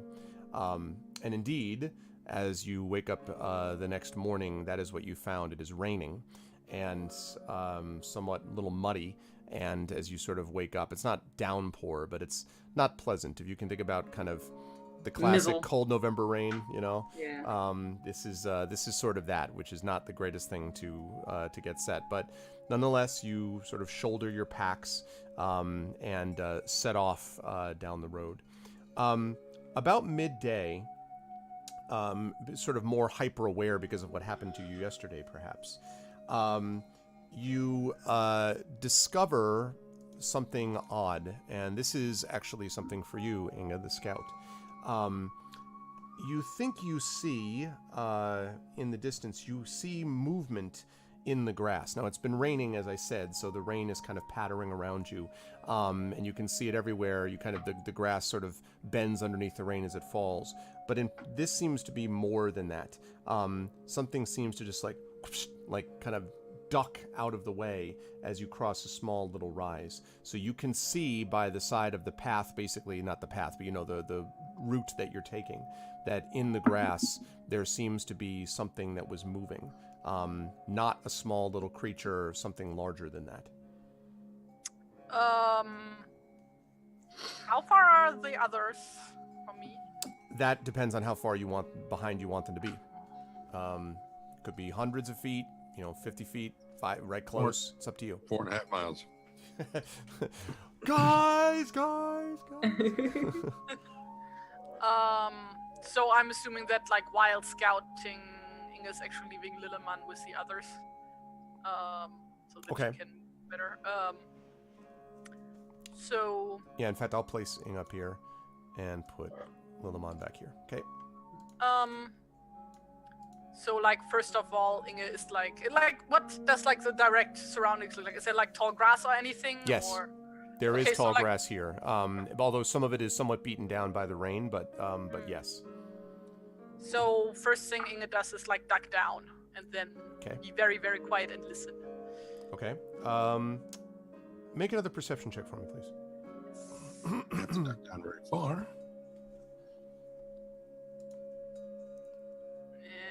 Wait, we are in the wilderness, right? So I get bonus. So that would be an 8, I think, unless we get, like, still the advantage, then it would be an 18. Yeah, no, not on perception checks here. So, okay, you don't hear anything. Now it seems to be rather quiet. Just the soft sound of the rain, drops of rain pattering around you is the only sound that you hear as you wait and listen. So, like, Inga just, like, assumes that it was, like, some rabbit or something that, like, jumped through the grass. And she keeps walking, keeping her eye out as usual. Okay. Okay. So assuming that that's the case, then, or do you let so you just continue on, so you don't bother? Yeah, to, well, she didn't Okay. find anything, so. Okay, that's fine. Just, like, Okay. keep going. As you continue on, you see that the grass is getting shorter and shorter, basically, and seems to be becoming more like scrub brush and so forth as you get closer to the road. So the moment where you're going to be setting off to the west, not the road, but the path that you were planning to take to the north of the forest. As you look far to the west, you can see that the forested area is sort of dropping away, so that you're pretty much past the northern end of it now.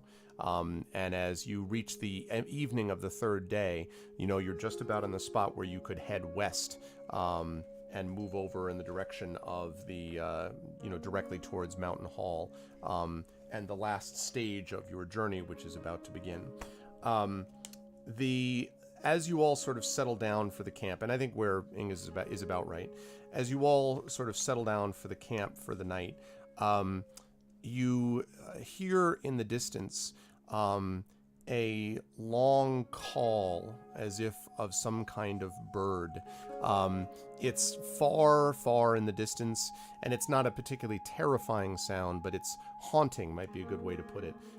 It kind of echoes on the wind, and it is just sort of a lone falling cry across the landscape, kind of echoing, which is set off by the fact that, again, it's quieter here, even quieter tonight than it was the night previous to that. And so any sound sort of stands out, even as you sort of rustle rustle in the grass. The rain is now stopped, by the way. Even as you rustle in the grass, that sound is sort of louder, to you than would have been the case otherwise. And as you look off to the west, this time the moon is not covered by cloud, but as you look off to the west over the moonlit path in front of you, you see that there will be some hills that will, of course, get higher and greater as you head closer to the Misty Mountains, the eastern side, with your last journey that is about to begin. Okay. Do any of you, by the way, have any, because you've been eating the meat, I assume, that you had and so forth. Do you have any other preparations or things that you want to make before you set off on this last stage of the journey? This is going into the West Anduin Vales, so this will be, theoretically, he said in quotes, the most difficult part of the journey, although difficult's relative. This isn't that difficult, you don't think. But in any case, do you have any other plans that you want to make? Well, I assume that Inga has traveled this road a bunch of times before, so I guess she's got to brief the rest of the party on how the road is based on her memories. Okay. River's going to be paying special attention to Stone's feet and making sure that they are free of stones and things like that, and just take care of him and keep her axes sharp, and I think she'll also at some point just ask everyone what they thought that shadow was in the sky and everything once they are past that place, to just want to know what everyone else thought of it and be on the same page about it. I'm not sure I want to know, to be honest. I have seen too many strange and honestly frightening things during the past year, and does it feel like the world is changing?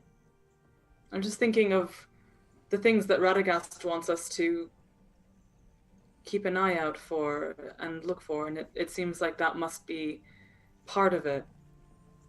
But I suppose I'd thought before that this kind of shadow was something that you came upon in haunted places where bad things had happened in the past. But the idea that something could just fly over us and take us back to the memory of that place, it just feels like there's something fouling the world. Well, I know that when I was younger and used to travel these roads with my parents, we never encountered anything like this. So something is fundamentally wrong, and it's getting worse. And I don't know what it is, and I'm very afraid to find out.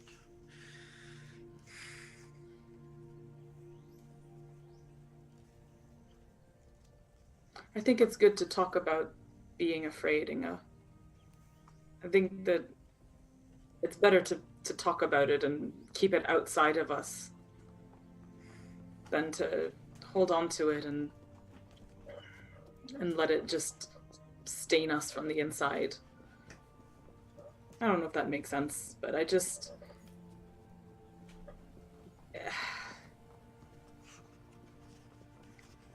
I wish I knew a better way of fighting it than to talk about it, but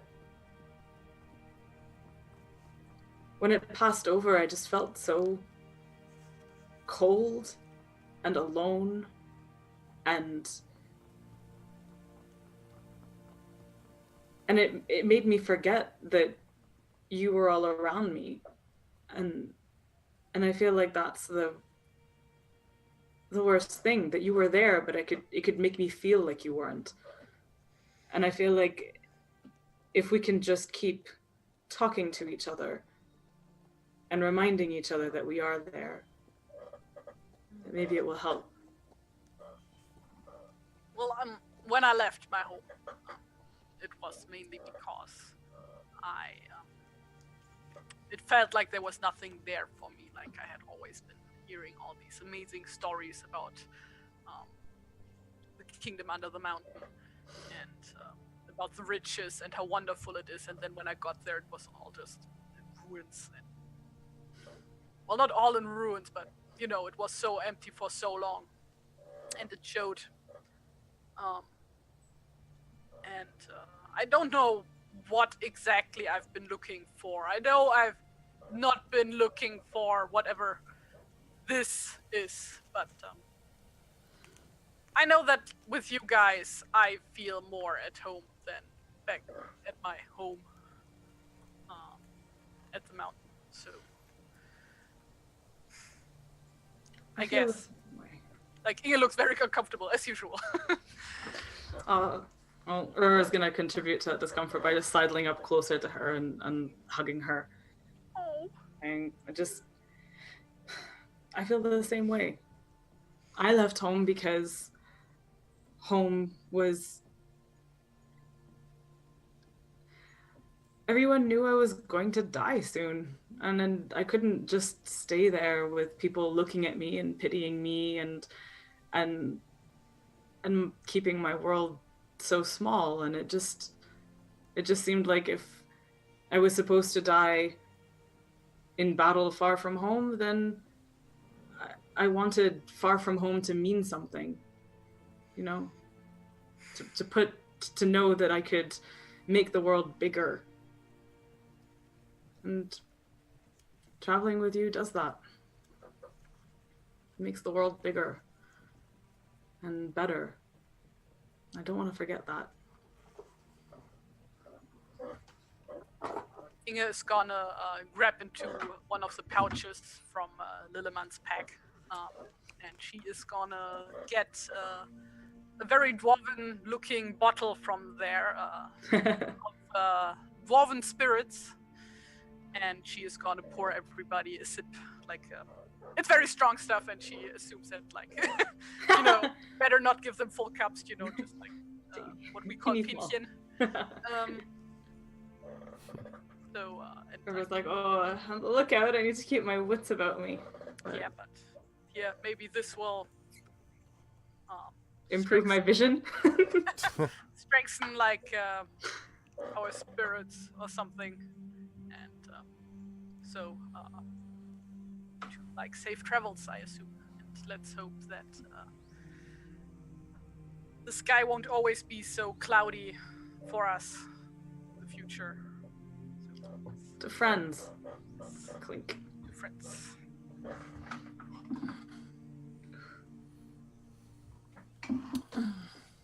All right. While this is happening, by the way, Tani, are you just hanging out? Like, are you just watching, Pretty much. observing?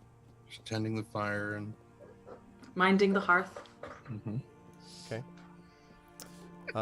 You notice that Robar Robar, is probably brooding. well, yeah, but his eyes are always cast to the north. You notice he always looks up to the north, and spends much of his time sort of focused in that direction. Okay. When the morning comes, and again it dawns somewhat more clearly than the one previous to this. As I said, the weather is better. You prepare to start the most difficult portion of the journey, and as you begin to head west, you notice a couple of things.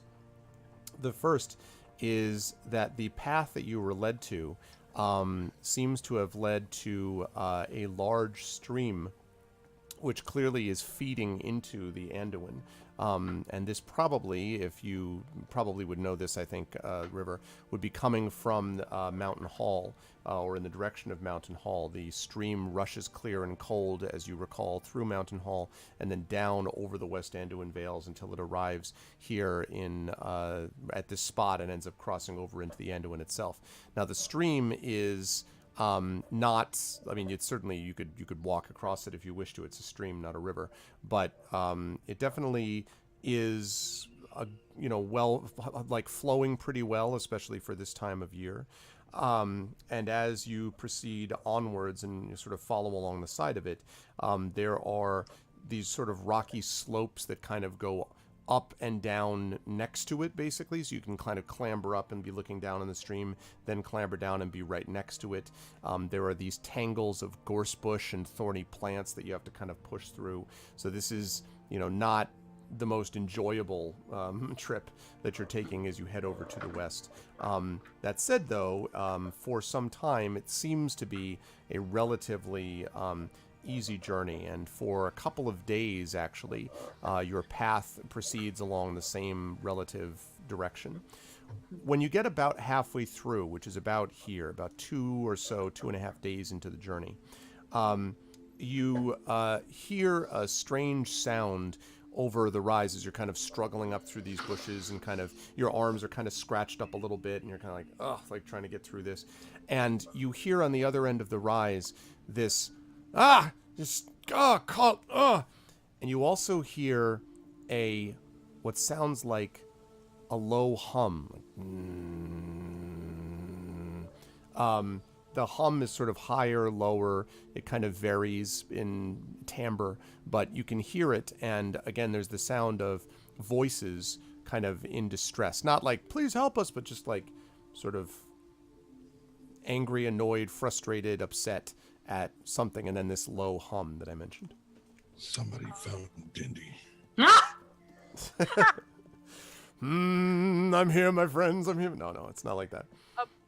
What does the voice sound like? Like, what type of person would we imagine belongs to this voice? These voices sound humanoid, possibly human, not orcish. They're speaking in pretty much a common tongue. And they sound to be both male and female voices, also some young and old. Sounds like a group of voices, probably a good number, maybe 20, 30 voices, all sort of talking and, but a lot of it is kind of this moments of like, get up, type of thing. A lot of like expressions of disgust. We're not actually near any trees, I guess, right? There's no deep sounds. No. Alas. No. Okay. No, sadly not. All right. One day. How far away were these guys again? They're on the other side. Well, again, there's sort of like one of these like hilly rises that you've been going over more and more of as you've been going along. So you're on one side of this hilly rise. The sounds are coming from the other side of that hilly rise. Is that something that that Inga would notice first, being scout, or that are we all hearing this, or? I'm sorry. Give me 1 second. I'm getting a phone call. Sure. No phone call. Yes, we're all hearing it.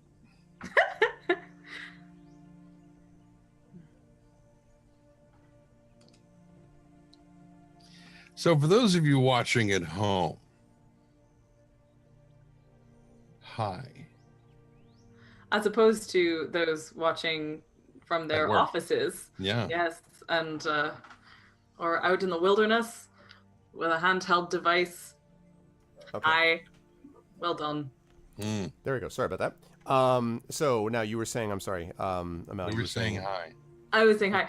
Yeah, I was just wondering if we could all hear this, or if yes, all of you can hear it. Okay, good, because Inga is having a bio break. So yeah.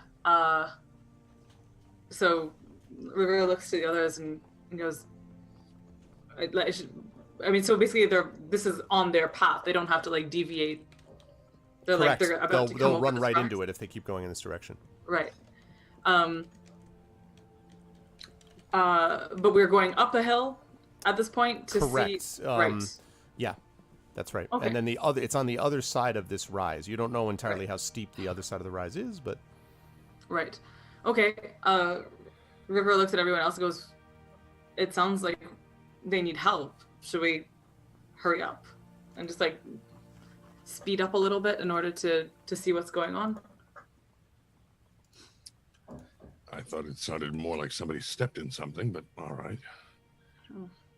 Oh, if a lot of people are stepping in a bog, it might get dire quite quickly. True enough. All right. Let's take a closer look. okay. So, as you come to the side of, let's see, just make sure that. Robar has his bow ready, however. He doesn't have an arrow knocked, but he has his bow ready. Okay. River's got her axes just go. kind of snap into her hands as soon as there is a. So as you get to the other side, right to the top of it, you hear this sound get very loud.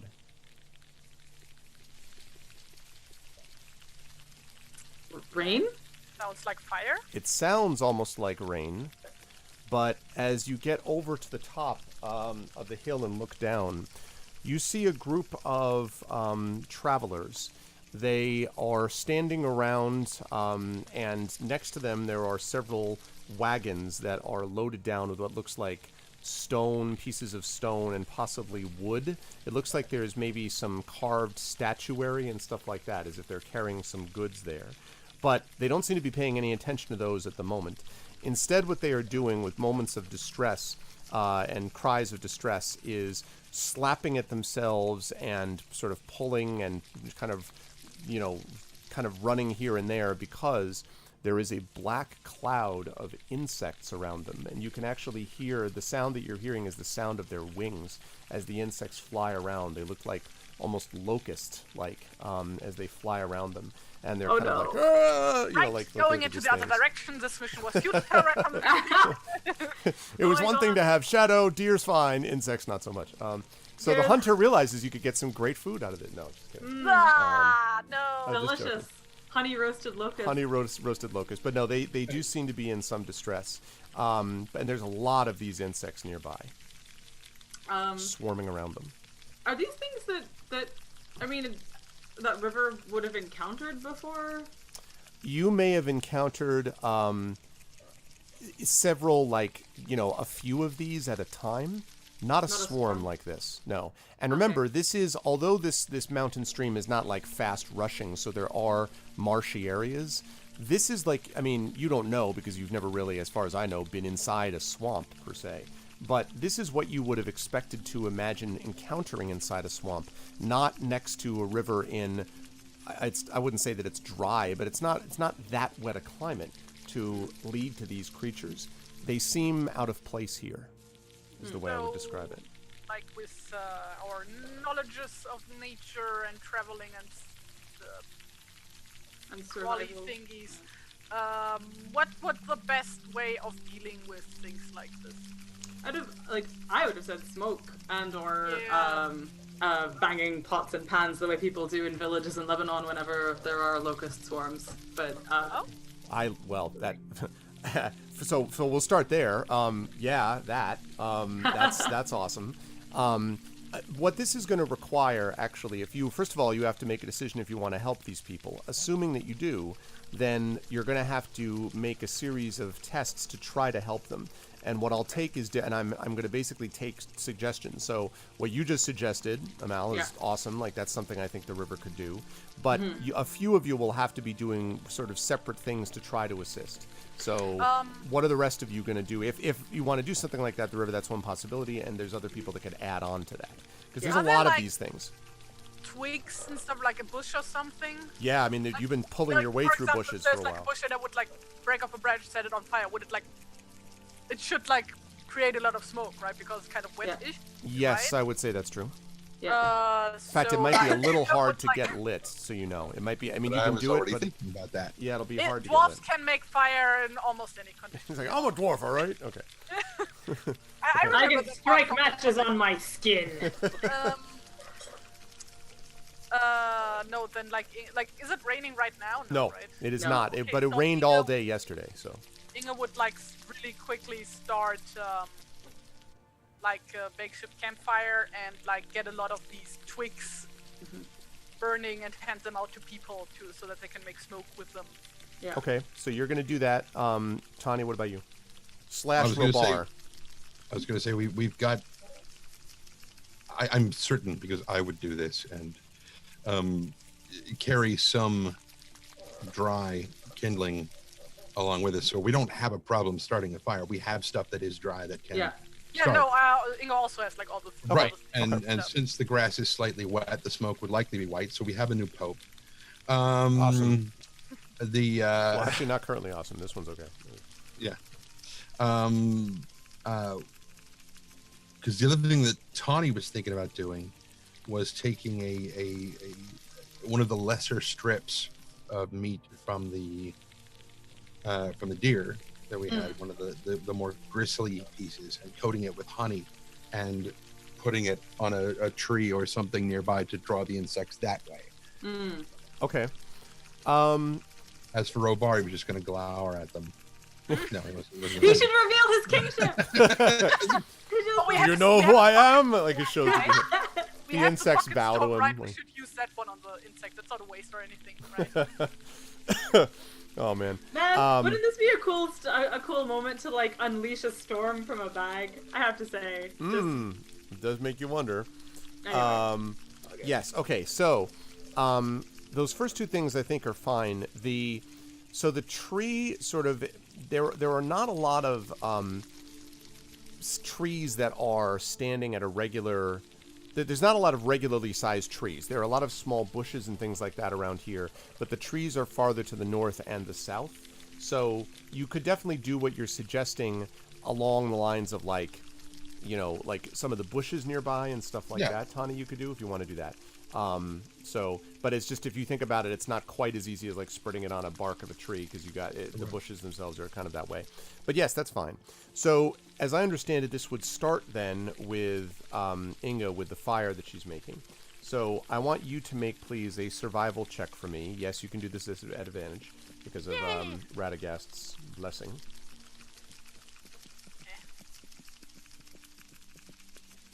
And then, Well, that makes totally a difference.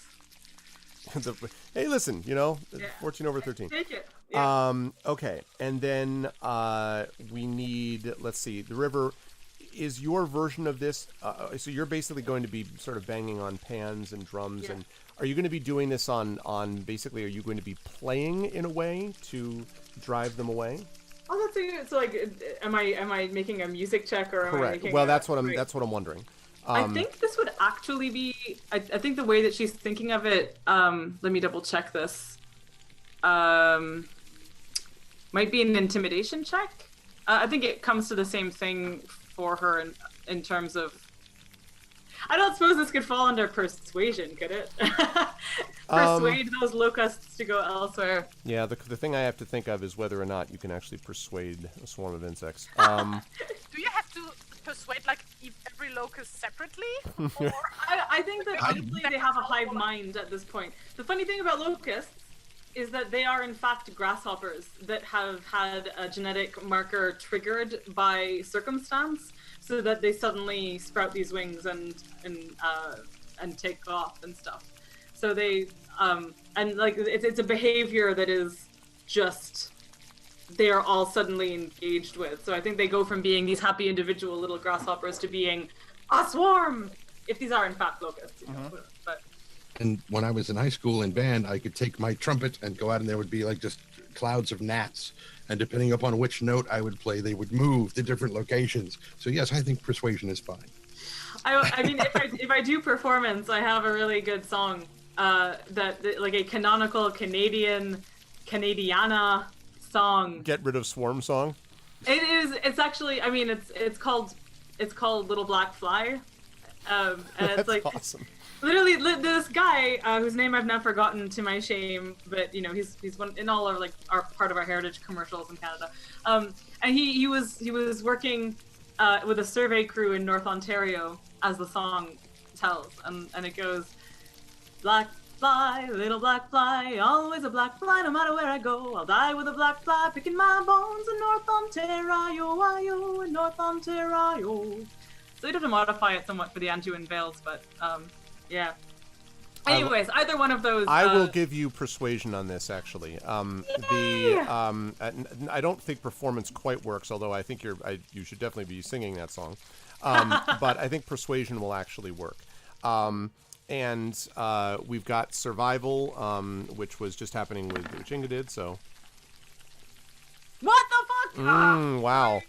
Apparently, they are not equally inspired They're by not this. very Okay. persuadable. And Oh, then, well. so Lotta's going to ride on this last check then, and that Alright. is going to be from Tani as you sort of put this along the side. Now, Tani, I'll give you a choice here. You can choose either nature or survival on this one. Survival. Okay. What a shock. And +6 to that as opposed to +2. with Yeah, nature. well, and also that plus the advantage with Radagast. So, that. yeah, yes, you can. So you can do that as you sort of scrape this along. Now, are you doing this in one particular spot, like one particular area to draw them to that spot, or are you doing a series of spots like a trail, like like leading them away, baiting them away over time? It's sort of both. The first spot is the place that I think that they are most likely to go to get away from the smoke. And then Okay. a little bit of honey there, and then more honey the further away we go. Okay. To try to draw them. Okay, so you can do that. All right, go ahead and make this survival check then as you set up to do this. 17. Okay. All right. So 2 of those was successful. 1 of them was not. So what this means is that you're Oh wait, what's Robar doing though? you only there's only 3 checks here. So Oh. Robar is glowering at them. Can't he Threat- assist me with like the thing, Can he do what? fire thing? Or he could assist the river to give her advantage so she gets a 14 instead of an 8. Yeah, but that's he can't really assist on a persuasion for doing what they do. Maybe he's running around banging pots. Yeah, can you imagine? He's Yes. just I can. he just keeps looking at him. Yeah, I'm sure he had no. Persuaded him to do it. No, this is I'm 3 just, like, checks that has to be trying made by get 3 the, individuals the here. beat going, and like he can't, like he has like no sense for, like counting. And what's Yeah. it called in English? I forgot. Like we call it Taktheit in German. I don't know the phrase. Like like the pace at which the sound is played, the song is played. The you know. tempo? Oh yeah, the tempo. Yes. Yeah. Like that he can't keep it at all. It's just like Yeah. tong, Right, exactly. You do it dun dun dun dun dun dun dun dun dun dun dun. He's like dun royalty reveal. Family doing a day and bam. I don't Like suppose me. if like River sees that it's not working, that she could try to change tacks and just like be loud. Sure. You didn't. Well, I mean, yes, and you didn't fail horrifically. But it doesn't seem to be quite enough to do this. There's a lot of insects that you're dealing with Right. here. But the smoke does seem to be driving them away. You can see they begin to swarm away from the smoke, and some of the people are finally kind of freed from them. You can see some of them drop down. You can see some. It looks like almost welts on the faces of these people where they've been smacked in the face by the wings of these things and so forth. And there's a few children here who are also kind of crying hysterically as the thing passes away. And so as the smoke kind of rolls over them, the insects move away, and they do, it seems, Tani, seem to be moving in the direction of the honey that you sort of laid out for them. So they begin to head there. Now, one thing I wanted to ask. This is honey that presumably is designed to trap them or just attract them? I don't think it's going to trap them. Okay, I didn't think so. There may be 1 or 2 that get stuck in it, but like for the most part, they kind of go in the smoke. They kind of heads off in that direction. So you have a few moments where the swarm is clear. What do you want to do with the people? Tell them to keep, get moving, get away from you. Or kill. Now that you can see them more closely without the insects around them, the river, you can see that they are dressed very much in the ways of your people. If you had to guess, you think these are also woodmen who might have been traveling to Mountain Hall, because a lot of the goods that you can see there look to be goods that are wood carvings and things like this Right. that your people are expert in. You don't recognize this group specifically, but they're also kind of messed up at the moment. So you don't have a chance to really look at them carefully. So Right. you kind of, I gather, you sort of tell them, let's get moving. They kind of half respond to you, Inga, but not really. Like they're kind of like they're sort of Alright. shell shocked, basically, is what it looks like. Yeah, River's going to be a bit more insistent about it and just be like, quickly now, go. Yeah, Inga's gonna grab the And- if they're very small children, she's gonna put 2 of them on Lilleman's back and carry one on her shoulder, Okay. her back. And one of them who seems to be older, has sort of a salt pepper beard and whitish hair. Says, "What?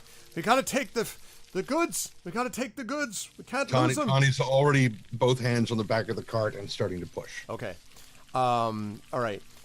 You push. Now, part of the problem too is that this thing was sort of mired a little bit in kind of this watery area, but with your strength, you're able to get it over it without too much difficulty. They might have been able to also if they weren't beset by insects. And you pushed around. You can hear the sound of the insect wings beginning to recede as you move sort of further and further away until finally they are sort of lost in the distance. Okay. So I'm going to talk about, remind me to tell you about the mechanical benefit of what just happened in a moment, okay?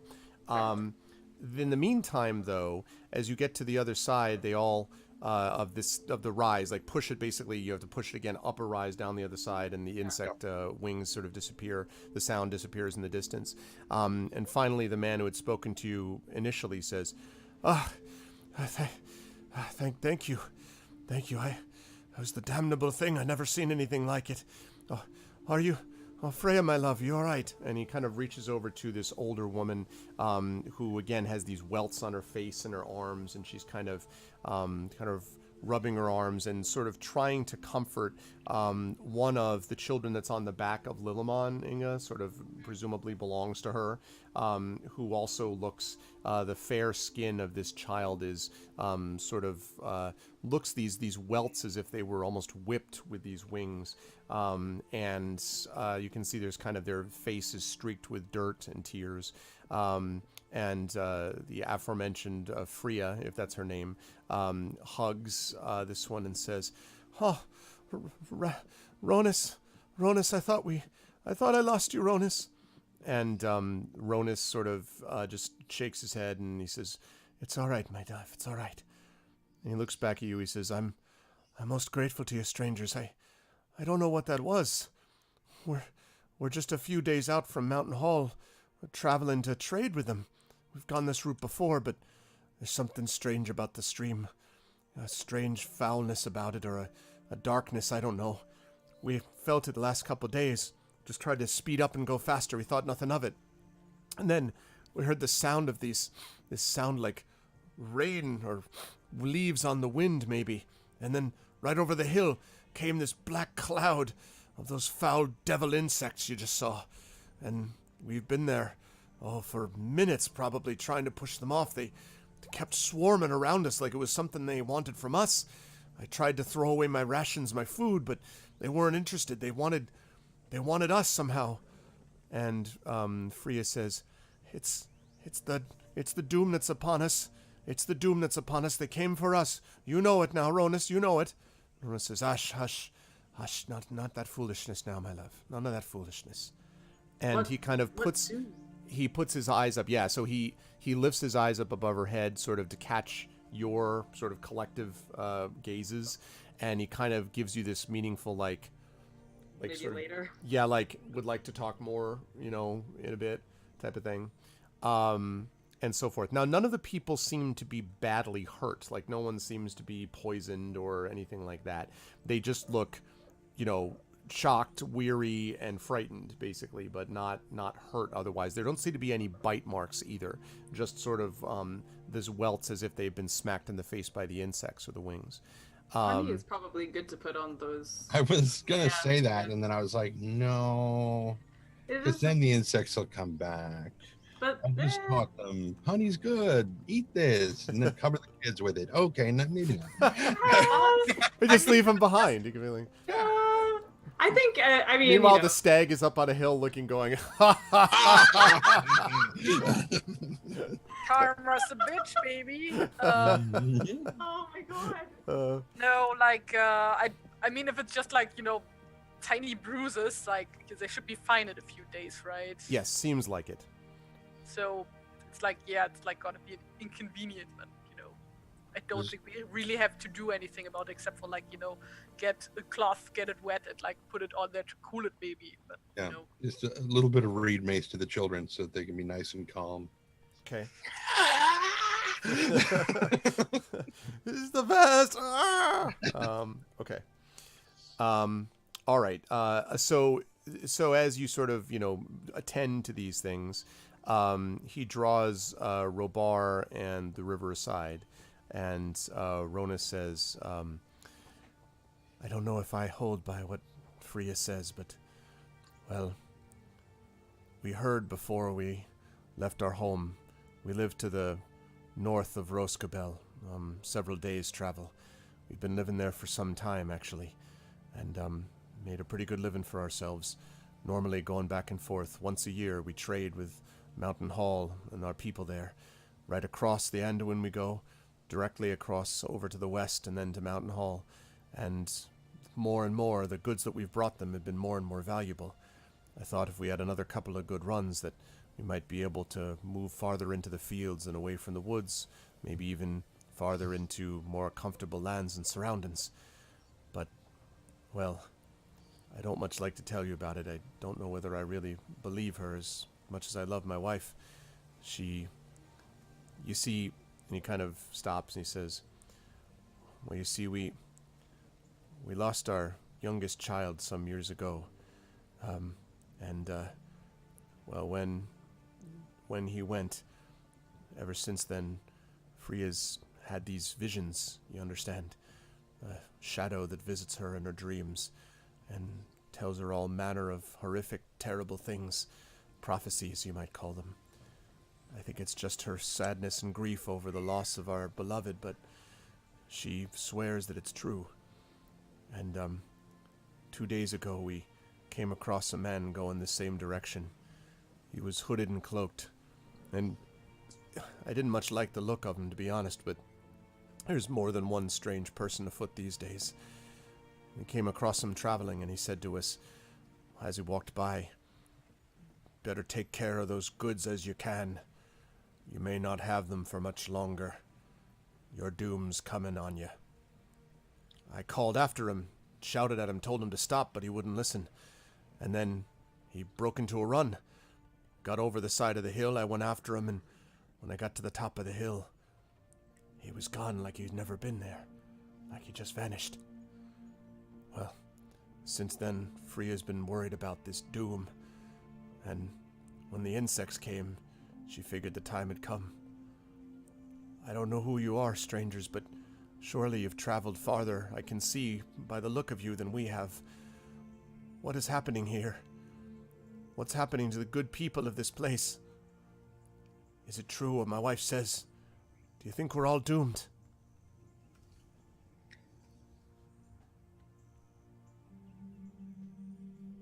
You're muted, I think.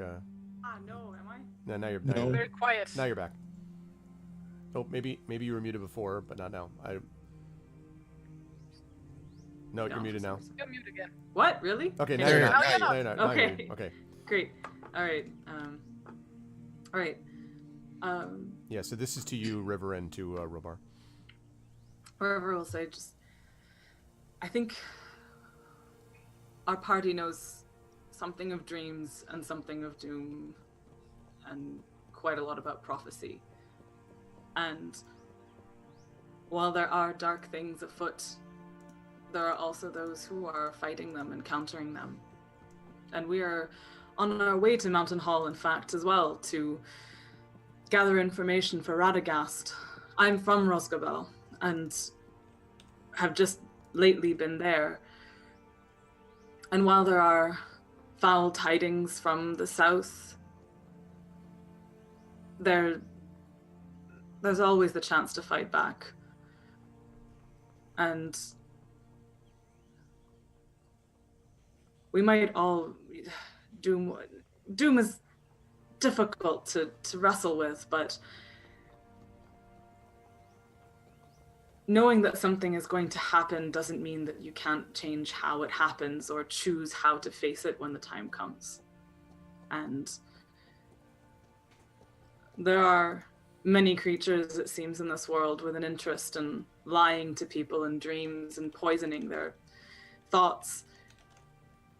So just trust to what you have and the people around you. Trust to the knowledge that there is something better out there always, and seek it. Otherwise, you've taken a shortcut to meet your doom. And he kind of tilts his head and he says, There's wisdom. There's wisdom in what you say. And, I suppose I should have expected it from a woodman.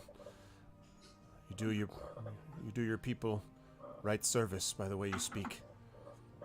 I don't really have too much to offer by way of thanks, but I do have this, I suppose. And he reaches into his pouch and he brings out this finely carved wooden sort of small sculpture of what looks like an owl.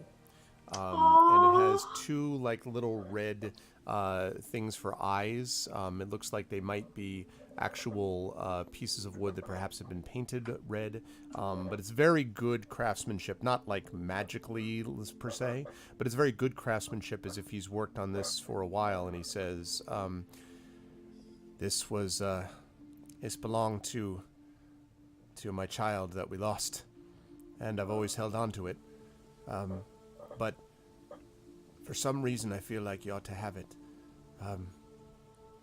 It may perhaps be of some use to you to remember people that were thankful. Gratitude's hard to come by, and help even more so. But I am grateful to you. And he kind of hands you over this owl. River's eyes just well up, and she clears her throat a little and accepts it and says that we need no thanks for doing the right thing, but I will treasure this. Thank you. Ravar kind of grunts, what was your child's name? And he says, Cannon, Master. His name was Cannon.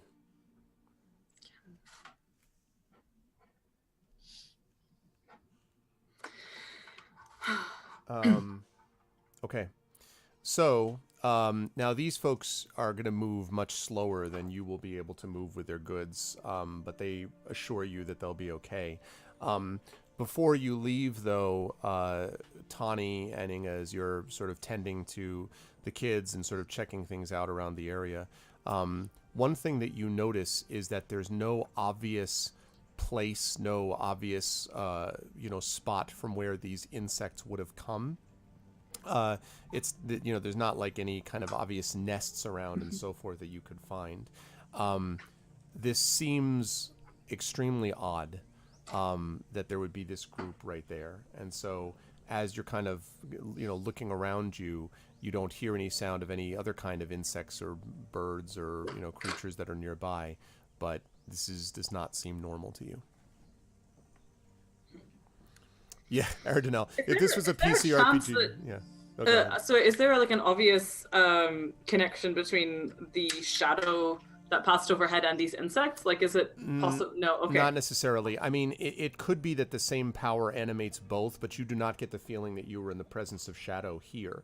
But they could have been driven here by shadowy forces, and then, but you don't feel as if they were some kind of, almost like supernatural insect. No. These felt like normal insects, just not normal for this place or this time of year. Gotcha. But okay. So yeah, exactly. If this is a PC RPG in the next town, how much is this worth? The owl. How much for the owl? Okay. I'm totally putting the owl in my inventory and stuff. Yeah. No, for sure. Now, mechanically, I promised you that I would tell you what this does. The impact of this mechanically is that, number one, you're going to add, so if you could do me this favor, Tren, and add another +1 to the arrival roll. So I think he's up to +3 on the arrival roll now. Also, one of you are inspired by this action, and it's up to the company to choose which of the four of you would like to be inspired by what happened. And you can make a decision collectively because you were all a part of what went on here.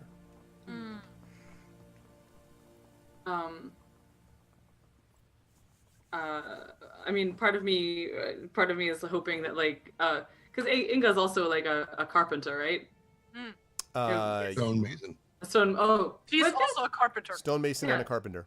She's also I remember her carving wood and stuff. Tawny's a He can woodwright. build all the things. That's right. She's a straight crafter, right? And Tani also is right. Yeah. Yeah. She's the person who stays all this time AFK in cities working on crafting. That's yeah. Well, that's literally what she did for a living for like decades. Yeah, I know. It's like I just like the AFK part is mostly what I wanted. Yeah. I mean, I would. I don't know. I'm happy with anyone being inspired. I think that I definitely River is going to treasure this and hold on to it and has been very moved by it. But if anyone else wants to lay claim to, having been touched by any other part of the actual saving people, then that is super fine by me. Well, Inga's still kind of spooked about everything that happened. So I am of two minds on the thing. For one, I think that it makes the most sense from a storyline perspective for River to take the inspiration, but from a tactical planning ahead thing, I think that giving Robar advantage for potentially or inspiration potentially for the arrival role, just in case things go poorly. Oh, that's a really but that good point. would be so conflicting with what was happening so far because him being kind of passive and everything. Well, I don't know, because I mean, if he felt inspired by by the actions that he witnessed, I can see that being a case. I can definitely see the case for River feeling. I mean, here's the thing. To me, inspiration is something that can equally happen to someone outside of an action as it can to someone inside it. I think that right. That's why you're being given the opportunity to choose among yourselves. Yeah. I think that so in this case, I feel like what River got from this was the feeling that words can actually help, and that she is doing something right, and trying to confront things and stuff. So I think that she can feel she is feeling pretty good about that and comforted by that. But I think that Robar is actually in a position to be inspired by that, specifically as someone who's kind of a loner. That here's this instance of family and people and stuff like that. And I can definitely see him being touched in his gruff heart of hearts. And nice touch on the name asking too, by the way. I think that was very in character for him. And Yep. So I could honestly see it going either way. And I don't know. Also, if he was inspired, because I mean we are coming up on the end of this session, but Correct. does that carry over into the rest of the adventure for him, or? Yeah, I mean it'll carry. Yes, I mean it'll carry over in the sense that he would have it to use. Yes. Yeah. But it doesn't expire like chat inspiration. Ah, interesting. Okay, cool. Well, that's yeah, that's true. No, that's true. That's true. It does not. That's true. Yep. I mean, presumably you might use it in this next session we're going to do, but yeah, that's true. It does not inspire in the same way. Yes. Yeah. I am really happy for Robar to have the inspiration and for it to apply to our arrival role. I think that could be. I think that would be a straightforward interpretation of what has happened in here. I think that's fine. Yeah, Kerflop is River was just so good, hard not to give it to her. Yeah, but I think that's the whole idea of collectively, coming up with it, as opposed to making kind of a snap decision there. River's Honestly, inspiring speech and song. If River contributed to Robar's inspiration, that would make her even happier. Okay, that's fair enough. So all right, that's fair enough. So then, collectively, then, so he will be inspired. I hope he's grateful. Okay. And so the rest of you will proceed here to the west down the pathway. The next couple of days pass without incident, although as you are traveling along, the sort of conditions get quieter and quieter. And what? I was just thinking, I'm really glad that Weller's not here because he would be taking samples of the water. Yeah. Oh no, of course he would absolutely. Yeah. Weller's the character is Trent's character in my other campaign that is Like a revealed super more Alchemist. deals of him. It was really funny. Yeah. So, but as you were traveling, the air around you is getting somewhat colder and less humid, somewhat more dry. The sounds become more kind of, again, you get a little bit quieter as you get to essentially the foothills, and the mountains begin to loom up here to the west as you get closer. And on the morning of the third day, so basically of travel from here, you find yourself coming close to this spot of the hall. And actually, go ahead and move your tokens over there. And then I'm going to move all of you as soon as you do that over to... Nope. Dun, dun, dun. Your doom! Yeah, No! to Blagothkus. No, I'm going to bring you over here to... New screen. Okay. I'm gonna... Dungeon. Okay, there we go. So, I'm going to ask you all to move your tokens there, and I'm going to appropriately drop size. Wild for it to load for me. Yep. Wait, is everybody gonna get like 4 squares at once? No, we're gonna. This will make more sense as you get farther into it. If all you're seeing is black, it's because we're in the upper left corner. Oh, okay, yeah. Yeah. Oh wait, here you go. I thought I did that already, but that should have brought you to it. I just think just now, Mel. No. Let me refresh. Just like scroll over the map. Yeah, let's see. Sorry, I just hit reload. In Roll20, hopefully. Oh. Yeah. So okay, yeah. No, it is all black. So we are just in the upper left corner. That's fine. Okay. That's what it's supposed to be. Cool.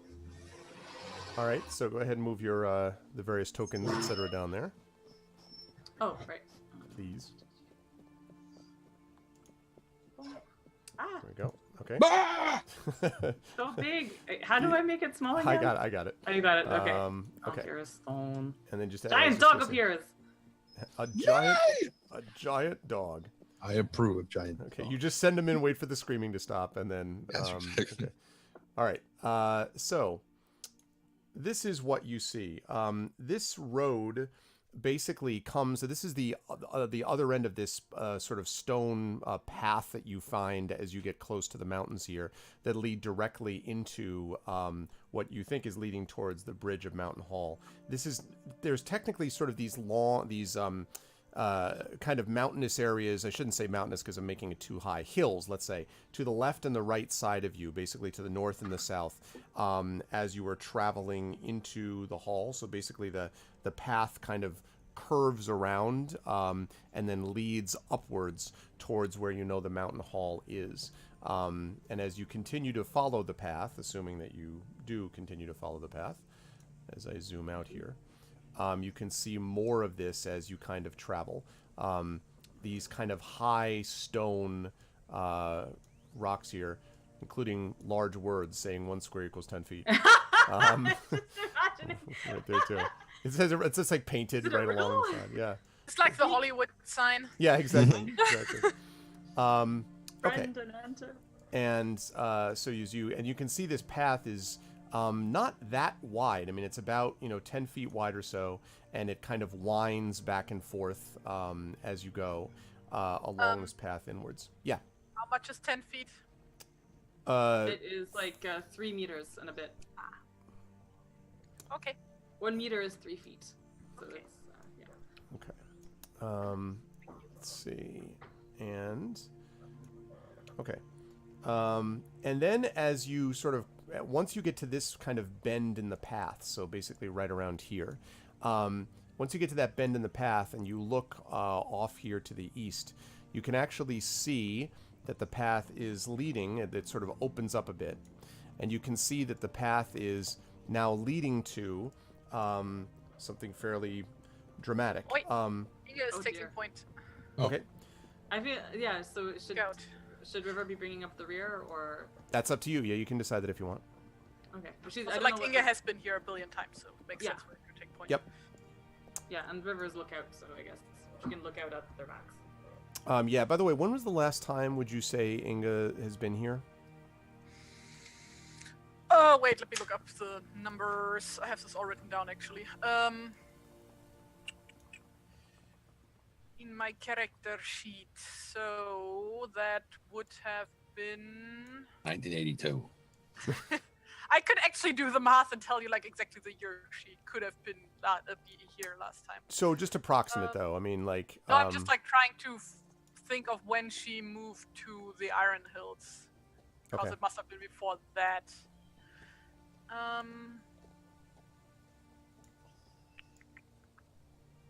So like about 15 years ago, Okay. maybe longer. That fits. Hey, what's up, Fantastic Worlds? Okay. So, all right. So, that's so as you're moving forward, you can see this start to open up. You are familiar with this, but the others are not. I believe we said that the river has not been here before, to Mountain Hall, I believe. Yes. Okay. So, all right. As you are climbing up this path, as it begins to climb upwards, you can now see that there is a bridge which crosses over this river. The waters churn and cascade around the hall. So this mountain stream that I've referred to, here there is basically, it becomes larger, and it is a river that's surging down a gully that has been shaped and widened. And of course, Inge, you know that this was widened not by nature but by craft. That it was actually widened through the work of many hands. And you've always felt that obviously there was quite a bit of assistance done with the dwarves here, but the woodmen did some of their work also.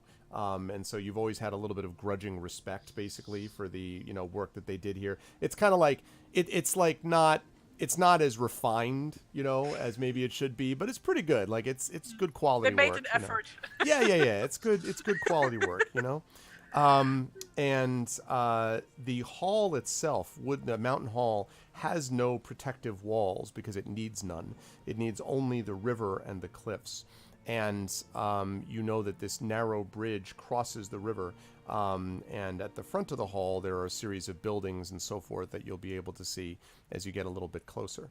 But as you approach the bridge, you see several large woodmen apparently, holding spears and shields. They're standing on this side of the bridge. And one of them steps forward. His hair is white. His beard is white. He has a slight stoop in his stance, but his eyes are very keen and piercing. And as you come to this side, he walks forward and holds up a hand and says, "Stay where you are, strangers. Your journey has led you here to seek our hall. I can see you are warriors. I must ask who you are in the name of Heartfast, head of the House of Mountain Hall." And there are a pair of guards, these two guards that I mentioned with spears, that cross over with this person who spoke behind them. So they basically come up to you, and Inge, you're currently in front. And one of them sort of sits with it, and the one who spoke to you has his arms folded as he looks down on you, Inge. He's in front, but River is on deck to Yep, I was going to say, well, you could move forward if you wish also, River. I mean, anybody could. Yeah, like Inge is just like, you should talk to my friend. Yeah.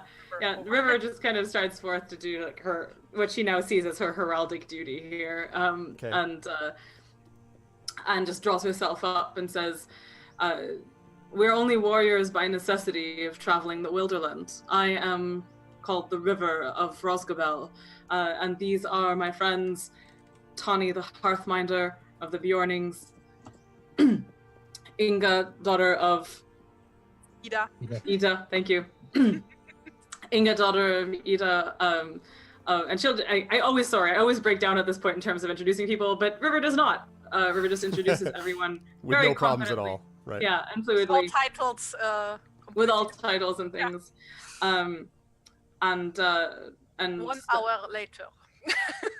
Yeah, no. And says we're here on a mission of some urgency to speak to the people in these halls and gather information of what's happening here to take back home. And you introduced yourself as being from Rosgabel? I wanted to make sure. Okay, that's what I thought. So he says, "Very well. I am Barinald, the doorkeeper here. And for these many years it has been my task to make sure that those who enter here provide no danger or threat to it. Therefore, although you may cross with your weapons freely as a woodman of Roscabel, these others must leave their weapons in my care. I promise you, with my own word, that no harm will come to these things, but none may come armed for war within these halls, especially not in these dark times. So Inga, like, trying to recall, like, was that always a thing? No. Oh, okay. But you do, now that you look at it, actually recognize Barinald. Barinald, although he was obviously much younger when you knew him, Barinald has been the doorkeeper here. Like, you remember him being the doorkeeper for a long time. And he's been here for this time. But no, you do not remember this being the case that you always couldn't do it. Now, it might have been the case that to see the actual leader, you might have had to give up weapons, like, to the guards outside the hall, but not this early, no. But I mean, you know, they don't, as they look upon you, he looks stern, but not cruel. So how old does Barinal look? Or, like, Inga would probably know how old he is. Probably in his 60s. Yeah, Inga just, like, steps up next to the river and is, it says, last time I was here, I didn't need to leave my weapons here, Barinal. By now. And he says, well, yes indeed, Master Dwarf. I suppose it's understandable that you wouldn't remember. Or rather, that things have changed since you were here last. We are in some difficulty, and evil besets us from all sides. That is not for me to speak of, but my masters to. But they have bid me take all weapons from those who could pose a threat, and specifically all outsiders. We mean nothing personal by it. We are, of course, respectful of the dwarves, but we nonetheless have obligations to protect our people. River nods to this and says, I understand your concern. However, we are all traveling under Radagast's blessing from Roscabel together. And I respect your request for us to lay our weapons aside, but I will not travel with mine where my friends cannot travel with theirs. That said, if there is trouble here, it seems to me like you would want your friends to be armed against it. Then he says, that's as may be, and it assumes that you are indeed friends. It is not my decision as to whether that is true or no, but that of my masters. And therefore, until we have determined who are friends and who are not, it is my obligation to take any dangerous things, weapons from you, except, as I say, the woodman. All others must pass muster first. But you know me, and you know my parents, Ida and Alpha, so... And he kind of narrows his eyes, and he looks at you, and he sort of says, so, you are the daughter of Ida. Yes, I said that in my introduction. And he says, I was waiting for that. He says, well, he heard that, but his feeling, I mean, as he's looking at you sense that there is a cloud of suspicion, you think, within his face. And he kind of looks at you, and then that cloud sort of dissipates somewhat, and he says, yes, you do look, indeed, like your mother. And he shakes his head. But I cannot be driven solely by memory. I cannot be driven by thoughts of what was. And it is not my task to make decisions as to who may or may not pass within these halls. Yeah, just take my axe, I get it. If I get it when I get it back. There better not be a single scratch on there, just polished it. And he bows and he says, if there is a single scratch, Master Dwarf, you may take it from what is left of the hairs upon my head. And he kind of, he chuckles at you a little bit and kind of points to it and then says, and takes it from you. And as he takes the axe, you do get the impression like he's holding it carefully, like he's not, No, like when she's holding it to him, and she's like grabbing onto it really hard, and when he grabs it, she grabs it harder and puts it a bit closer. It looks really deep in the air, before letting it go. He offended. Like her Yeah. her pride is Yeah. No, I get it. hurt. And he so he, you know, he sort of takes your glance, and in stride, so to speak. And then he looks to the others of you as well. Well, I'm assuming he's used to it from like other dwarves Yep. that travel here. Yep, pretty much. And then he waits for others to respond. Like, do the rest of you also comply? And do you give up your? So does that mean, River, that you will give up your weapons? Oh, yeah, River's not going to walk around with her weapons when no one else can. Okay. And just kind of, so she will take off her axes. Always these lawful good paladins. She's not a lawful good paladin, but I mean, it's a matter of like her friends. She's like, I know, right? But it's like I'm just thinking of like Eddard Stark here. Yeah. Like River's head on a pike. Yep. Well, okay, I think. I mean, I was actually gonna forget about this, but I mean, she's gonna hand over her axes, but she does have like a belt dagger, or is that a boot? No, a belt dagger. That's right. Does she hand it over for the sake of completeness, or is it enough to satisfy friend honor? That's a good question. Well, I mean, technically, like a dagger, like is not a weapon. Like that. Yeah, it's for cutting cheese. Funny story. That was actually a thing, like in during some time here in Germany, like long ago, where like by law a dagger didn't count as a weapon, but people were not allowed to carry swords, so they started to craft really large knives. That's funny. Those as swords instead, and like because of the way they were manufactured, they did count as knives.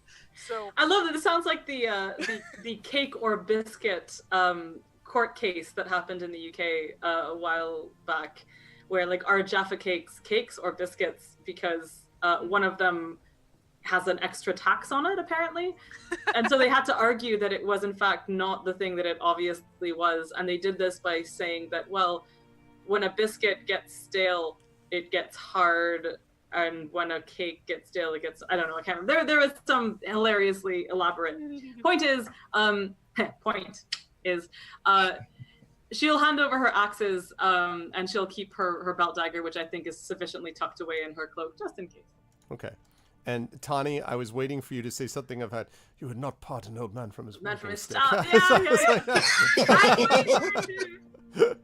I was waiting for the moment that I was about to speak, and I was like, hang on. And then Sorry. Yeah. Didn't mean Yeah, to he say was, better. I was thinking about saying it, and I was going to say that I was thinking about saying it, but no. But he basically just holds out his staff, and one thing that one of his traits is friend to all, and it says that your reputation and skill precede you. You gain advantage on rolls to convince a person to give you shelter or food for a night, blah, blah, blah, blah. I know they're not telling us we can't have food or shelter, but master healers welcome everywhere. Even bitter foes will hesitate to attack such a person. Aforementioned thing. Additionally, if you do not make an attack during never mind, blah, blah, that doesn't have any impact here. Blah, blah, yeah, never mind. I mean, that was the thing. Basically, as a master healer, someone who is, and he's covered with stuff that makes it clear that he's a healer, whether they would count his staff as weapon or as a walking stick. So just quickly play it out for me. What do you say to him? Well, honestly, he was just going to give up his staff. Okay, or I mean, or do that. But if you want to keep it, you can speak to him about it. No, on a journey, he needs it. Here, Okay, he doesn't feel like he needs it, Okay, so he's fair fine enough. giving. So you hand it over to him, and he bows and he says, "I thank you for your courtesy. I wish we could offer more of our own, but perhaps when you've had a chance to speak to Heartfast, you will understand the reasons for our caution in these days. That said, though, you are welcome to Mountain Hall. At least here, there is a place of somewhat relative safety. The river and the mountains protect us yet. While you are here, may they protect you."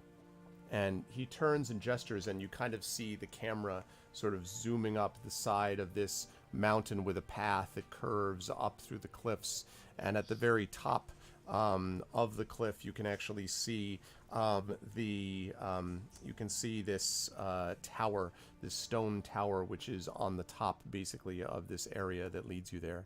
And as you prepare to head over and cross the bridge, you sort of get a sense, look back over you, and there is just a moment of looking at the sun cutting through some of the path, like the ravine, basically, that you just came from, and coming down from the sky above. And then you turn your eyes forward, prepared to enter Mountain Hall and meet with its ruler, Hartfast. And that, I think, is where we will close off the session today. Before I do that, though, I do want Robar, even though he's not here, I want Tani to make his arrival roll, because you have arrived. So what I will need you to do for this is I will need you to roll a d8, and you're going to be adding to the d8 plus 3, I believe, for the arrival roll. And if you want to do your inspiration here to sort of make it the best possible, this would be the time to do it. What do we think? Yes. Yes. Okay, well, There you go. What we gave him that for. So, all right then. 1d8 plus 3. And add advantage. Yeah. I don't know if it's going to roll advantage on its own. So if it doesn't, I'll just roll it again. Okay. You have arrived. It doesn't. So I'll roll it again. So 7. Okay. You arrive with the tale of your journey on your lips. Your spirits are high. Your thoughts are filled with fine memories. And this journey has in part reaffirmed your dedication to your struggles and to your bonds with each other.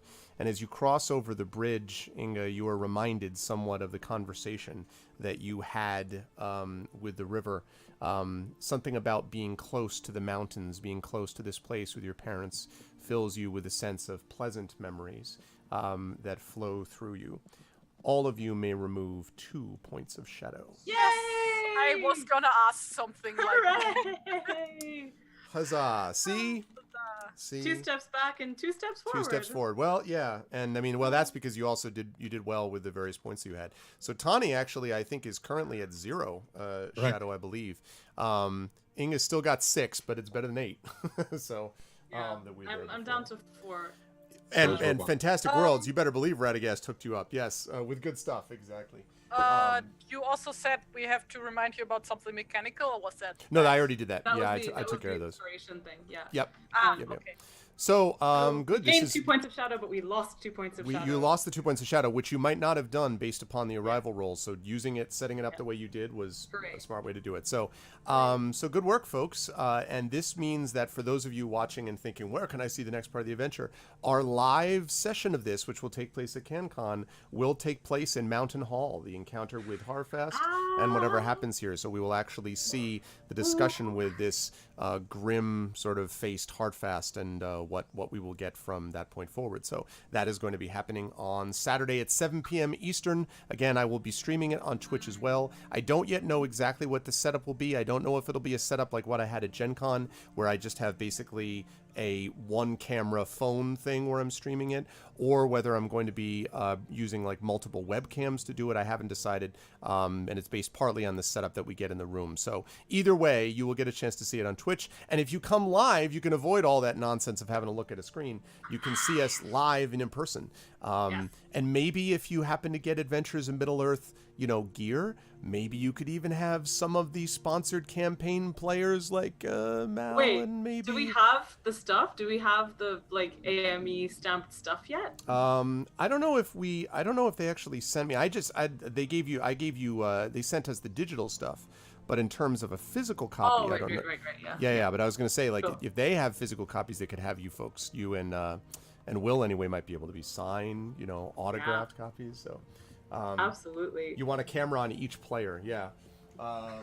Fine, I can manage that. Yeah, I too have a camera right here. Yeah. Terry and Chen will have no problem with the camera. It'll be everybody else, but I'll make sure to drag my laundry over to CanCon just so I can still have it in the background the way I usually do. Awesome, just so yeah. people, I don't want people to feel disoriented, and not know it's me. So It'd be good. Because Yeah. people would just be looking like, I don't know, it doesn't seem quite there. Are you really the real, the carrot plays the river? Are you the real, But good work today, and I will start, as I usually do, down below with Amal. Some very lovely role-playing today, Amal. How'd you feel about today, and how excited are you for Saturday, and where will the fine people see you next, although I already know the answer to that. Yeah, exactly. The fine folk will see me next, clearly at CanCon, and I'm so excited for the live show. And I've been on the road for so long at this point, it feels, that the idea that there is a cool event happening and I just have to walk the 10 minutes to the con hotel will be really, really nice. So I would really love to see people in Ottawa.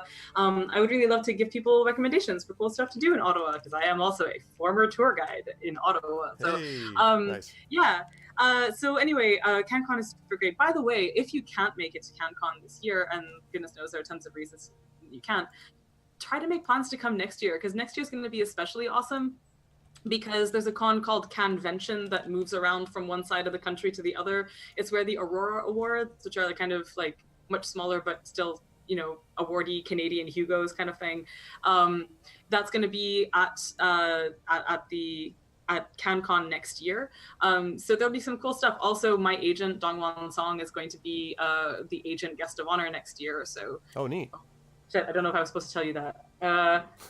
Let's just pretend I was. Sorry, what? Maybe I don't know if they've announced the guests for next year, but anyway, he's super great, and y'all should definitely come and meet him.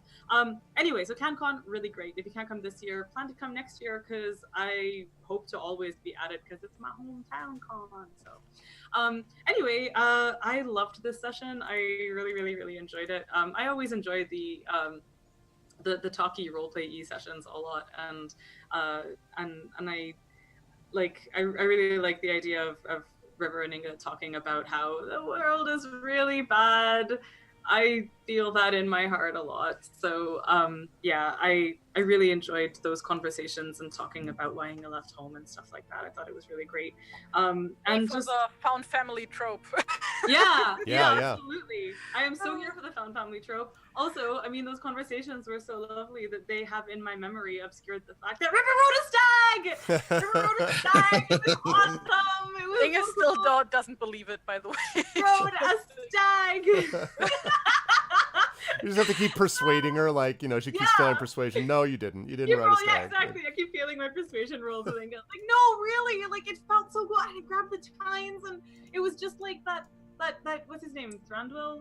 Yes. Mm-hmm. It was just like Thranduil and Mirkwood. He rode a stag and I thought it was absolutely wonderful and I really enjoyed it. I'm really glad that crossing the River Anduin was, for once, quite painless. Yeah, no problem this time around. Don't get used to it. Yeah, I was gonna say the adventure is young, so to speak.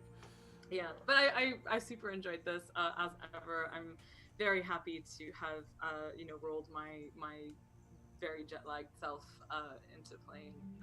And when I'd say right now, presently, I'm on Trent's time zone still in my body, having come from the West Coast yesterday. So I feel in sympathy with the tiredness that Trent frequently performs for us. So How long are you gonna stay there, by the way? Stay where? What? In that time zone. Oh no, I'm home now. Oh, but how long am I? I'm just She hasn't recovered yet. I recovered. still jet lagged. Oh, okay. Yeah, she's still jet lagged. Yeah. No, this is exactly. I got back from Vancouver yesterday evening and then had a very sleepless night and then managed to get to sleep at about 6 a.m. this morning and then woke at 10 and was like, this is bad. So I'm hoping to be recovered by CanCon. That's the time by which I need to have recovered. So that's me. And I've got to run because I've got to go and be at a job. So thanks so much, guys, and take care. And I hope to see a lot of you at CanCon. After that, I'm going to be at Viable Paradise in Martha's Vineyard, assuming I'm allowed to cross the border. And so see you soon. Cool stuff. Thank you, Mel. Are you able to leave the window up or not? Are you? Yeah, I can do that. Okay, that'd be so I great. don't miss anything else. Thank you. Bye. Bye. Thanks, Mel. See you soon. All right, moving right along, we have, of course, Terry. And again, Terry, you did a wonderful job as well with the found family trope, so to speak.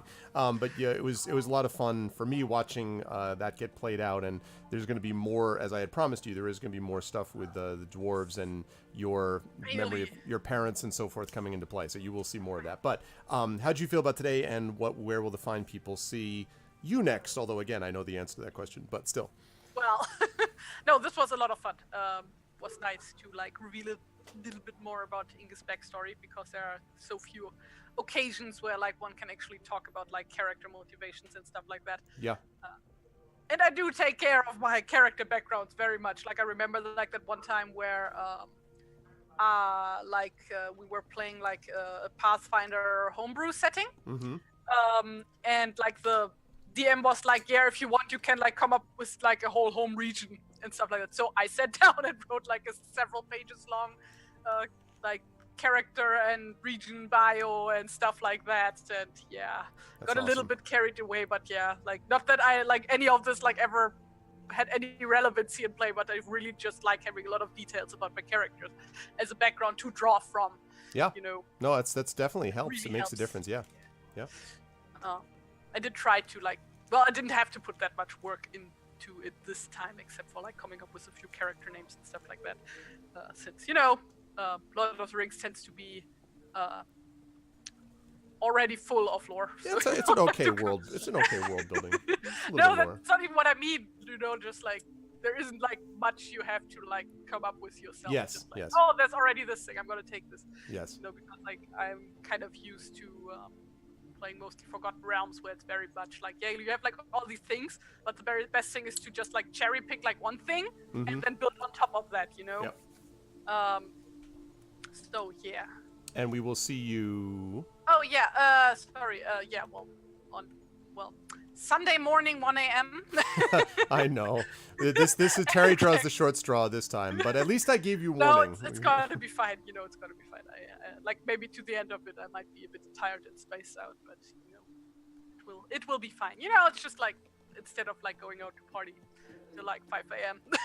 Yeah, you're partying instead. I'm staying with into us. party. Yeah, you're staying into party. That's it. But it was a great pleasure as always. You should also, of course, check out Terry's Patreon. Terry, of course, also does, as you know, illustrations for us here for our game books and so forth. Yeah, I still need to post like the ones from last week. I kind of forgot about that. I will do that. You also need to send me invoices for like, Oh yeah, you know, yeah. I because also like, yeah. cash money. Yeah, you need to get paid the monies, thanks to the Patreons. But thank you, Terry. Good stuff as always. It was a pleasure, and I'm looking forward to Saturday and seeing how that. Well, Saturday for us, Sunday for you, and seeing how this stuff goes. Right up above is Will. Normally, Will wasn't able to join us today, but he should be there on Saturday, where he will be there live and in person and in living color. I am looking forward to getting a chance to meet him directly in person as opposed to just virtually, and you'll have a chance to meet him yourself as he continues to play Robar Staunton. That will be at you'll see him in Ottawa if you come to CanCon this Saturday, 7 p.m. Eastern. In the meantime, you can find him over at Twitch TV/Encounter Roleplay, where he plays tons and tons of D&D stuff and has a bunch of sponsored campaigns and all that kind of good stuff. Will's good people. Last but certainly not least, of course, we have Trendane, who managed to push through the tiredness and do some things with honey, and there was some stuff going on there. How'd you feel about stuff, Trend? And again, where will the people see you? Though, of course, we already know. Well, since we already know, Saturday here. Great. What was the rest of the question? Oh, just how you felt about today and etc. Oh, it's great. It was really great. I was really worried that I was going to roll a natural one when trying to break that deer's neck, and it was going to start suffering. And I was like, oh, no, this probably counts as a misdeed. No, it doesn't. Like if I was trying to heal it, and it. At a natural one, wouldn't like you have broken your hands instead? He would That's actually possible. break in his own neck. He's like, Yeah. wrong neck. Damn, how do I keep screwing that up? It's the third time I've broken my neck this week. That's okay. We've got a healer. Oh no. As you slip in unconsciousness, that was me. Oh man. Yeah. So good stuff. And of course, But I think the Yes. best part is that all of us yielded our weapons except for Obar. Okay. Well, we'll talk about that. No. I'm Robar done. hasn't had the chance I'm to done. talk about it yet. We'll see how that all goes. He's still got his sword and both his bows on him. The guys at the thing were so stunned by Tawny's amazingness that they didn't even notice that Robar still had all of his weapons. Sure, exactly, yeah. Because Tawny was going to say something like, you might as well start with him now because it's going to take you forever to get all of his weapons off of him. And it's just going to be like an all-day thing. Yeah, exactly. It's the classic, he goes in and he's like, I'm turning all my weapons into the cot at the police station. He just puts like gun. Like, that's basically what this would be. Oh, I have a great thing, like an anecdote that like my brother told me when I was a kid still, and he was playing Shadowrun at the time and always telling me of like all the stuff he did. And apparently at one point he played a cyborg who had like mechanical limbs, everything, and they had to go at an airport through like the metal detector thingies, and they were like, yeah, please remove all metal, and like he took one arm off and then he took another arm off, and like at no point it was just like how it was just like, yeah, no. You might as well just lay him down and let him run through the. Exactly, just like straight through. That's funny. There's a scene in the movie Oscar with Sylvester Stallone, which if you have not seen it, it is hysterical, and you should absolutely watch it. Where he's a gangster who's trying to go straight back in like the 1920s, and one of his henchmen just keeps habitually carrying all of his weapons on him, and there's a point where he's like, give it, and so he just keeps pulling weapons out of every pocket, and eventually Sylvester Stallone's like, it's like disarming Germany. And I'm just like, ooh, well, I guess at that point in time it would be, yeah, okay. That's a good line. Yeah. That's a good line. I was just actually making a note to myself as I was looking about this. To watch Oscar, because it's a great. Yeah, like make a note about stuff. Okay. Well, good stuff, folks. And I want to mention, since we're talking about the just briefly about the CanCon thing, I will actually have a reading that I will be doing there on Saturday at. Let's see, where the heck is my reading? Saturday is going to be at some time. Hold on, I'm going to mute him now. So just listen and she's like, oh, so but I'm going to be doing a reading at 3:00 at there in, I believe it will be Salon B. So I will be doing a reading at 3:00 on that Saturday, and I will be moderating a panel on reinventing the hero at 2:00, and that will be in Salon E.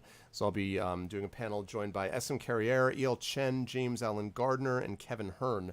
We'll be talking about reinventing the hero. And then the Adventures in Middle-earth thing will be happening at 7 p.m., and it will take place right over in, it's actually going to be in Salon F, which has 60 seats. And we will be there starting at 7 o'clock and running all the way through until 10. So we'll be there from 7 to 10 as our usual 3-hour slot in the evening instead of during the day. So it's going to be awesome. I'm excited. As for what I'm reading, I am going to read, I think, my story that I did for Emberwind called Sunlight and Sky, which is available elsewhere. And I'm going to read that story, I think, because I just wrote it. And so, it's on my mind. So I think it'll be a good one to do. So I will do that on Saturday, so it's going to be a good time. So you will see us live for that, and again, you should check out Ottawa, but that is going to be then. I'm going to let these folks go and close up shop because I got to get ready for my next stream, but I want to thank, as always, Trendane. We'll see Will on Saturday, see Terry Tunes. It was awesome. Thank you, Terry. And of course, Amal, who was with us. Great job from Mal as well. Chat, can we get some love for the players? And I will see all of you wonderful folks, my players, on Saturday. I'll talk to you soon. Bye. And bye. Okay. There we go. All right. Good stuff, folks. As always, good stuff. And that is going to do it for today on this channel. But as I say, I'm going to be... thank you for the cheer, Rala Song. Thank you, Rala. Very nice of you. Excuse me. Trying to deal with, either an allergy or a cold. I don't think either one, but anyway. All right, so that is going to do it for me for today. I am going to be over at GOG in just about a little over 20 minutes, actually, and I am going to be streaming more Pathfinder Kingmaker. So I'm going to be over there doing that, and then that will be it for the rest of the week until Friday.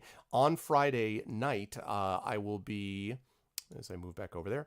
On Friday night, I will be streaming live from my hotel. So I'll be streaming live from my hotel at 10 p.m. Assignment Unpossible, which again is Assignment Unpossible is my 60s spy show. If you haven't had a chance to see it, it's got a whole lot of Mission Impossible vibe to it. It's a lot of fun, and really good role players in that one as well. So hopefully you'll be able to stop by and check that out. And then Saturday, as I said, at 7 p.m. Eastern, you can join us for Adventures of Middle-earth live and in person. Again, either conducted through the power of mobile app, either that way, or conducted through the power of webcams and stuff like that. We'll see how it all goes, but that's going to happen. But that will be on Saturday. So Friday and Saturday, and then next week I'll be back, and we'll be back into a rather normal schedule, I think, going forward until probably sometime in the end of the year. That's going to do it for me for now, though. I hope everyone is going to stop by over at GOG. We won't have a raid today because we're going to be going over to GOG instead in just about 20 minutes. If you like what you saw and heard, please make sure to follow the channel. Please support the stream by checking out the YouTube, which is !ArvTube, the Discord, which is !ArvCord, the Twitter, which is !ArvTweets, the shop, which is !ArvShop. Please support the Patreon with !ArvTrayon. You can get more inspirations there. Please support us as well over at the Patreon that I already mentioned. Cool stuff for you, cool stuff for the channel, and the sub system. We're back up to 70 subs right now, which again continues to be, I believe, a record for the channel. So hopefully we can continue to go up. Every new sub that we get will, make a new record, create a new record for us. So if you have resubbed or joined us, again, thank you for the resubs. Thank you for the new subs.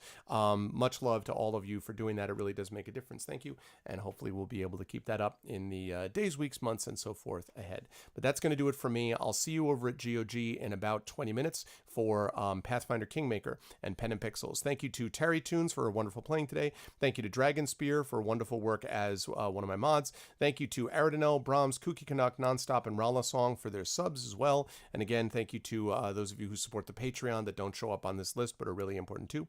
Thank you to Amal Al-Mutar for her wonderful play today. Thank you to Banana Nanan. Thank you to Beautiful Bear, Commander Root, Cujo, ECAG, Fantastic Worlds, Jagtress, Mr. Mano. Thank you to Politsai. Thank you to Filderbeast, Poltergeist Zero, Questionable Results, Skinny Seahorse. Thank you to Sorcerer Dave. Thank you to subcentral.net. Thank you to Teshabu. I don't know if I've seen you in here, Teshabu. I hope you like what you saw and heard and will support by following or subbing to the channel or Patreon support, whatever you can do.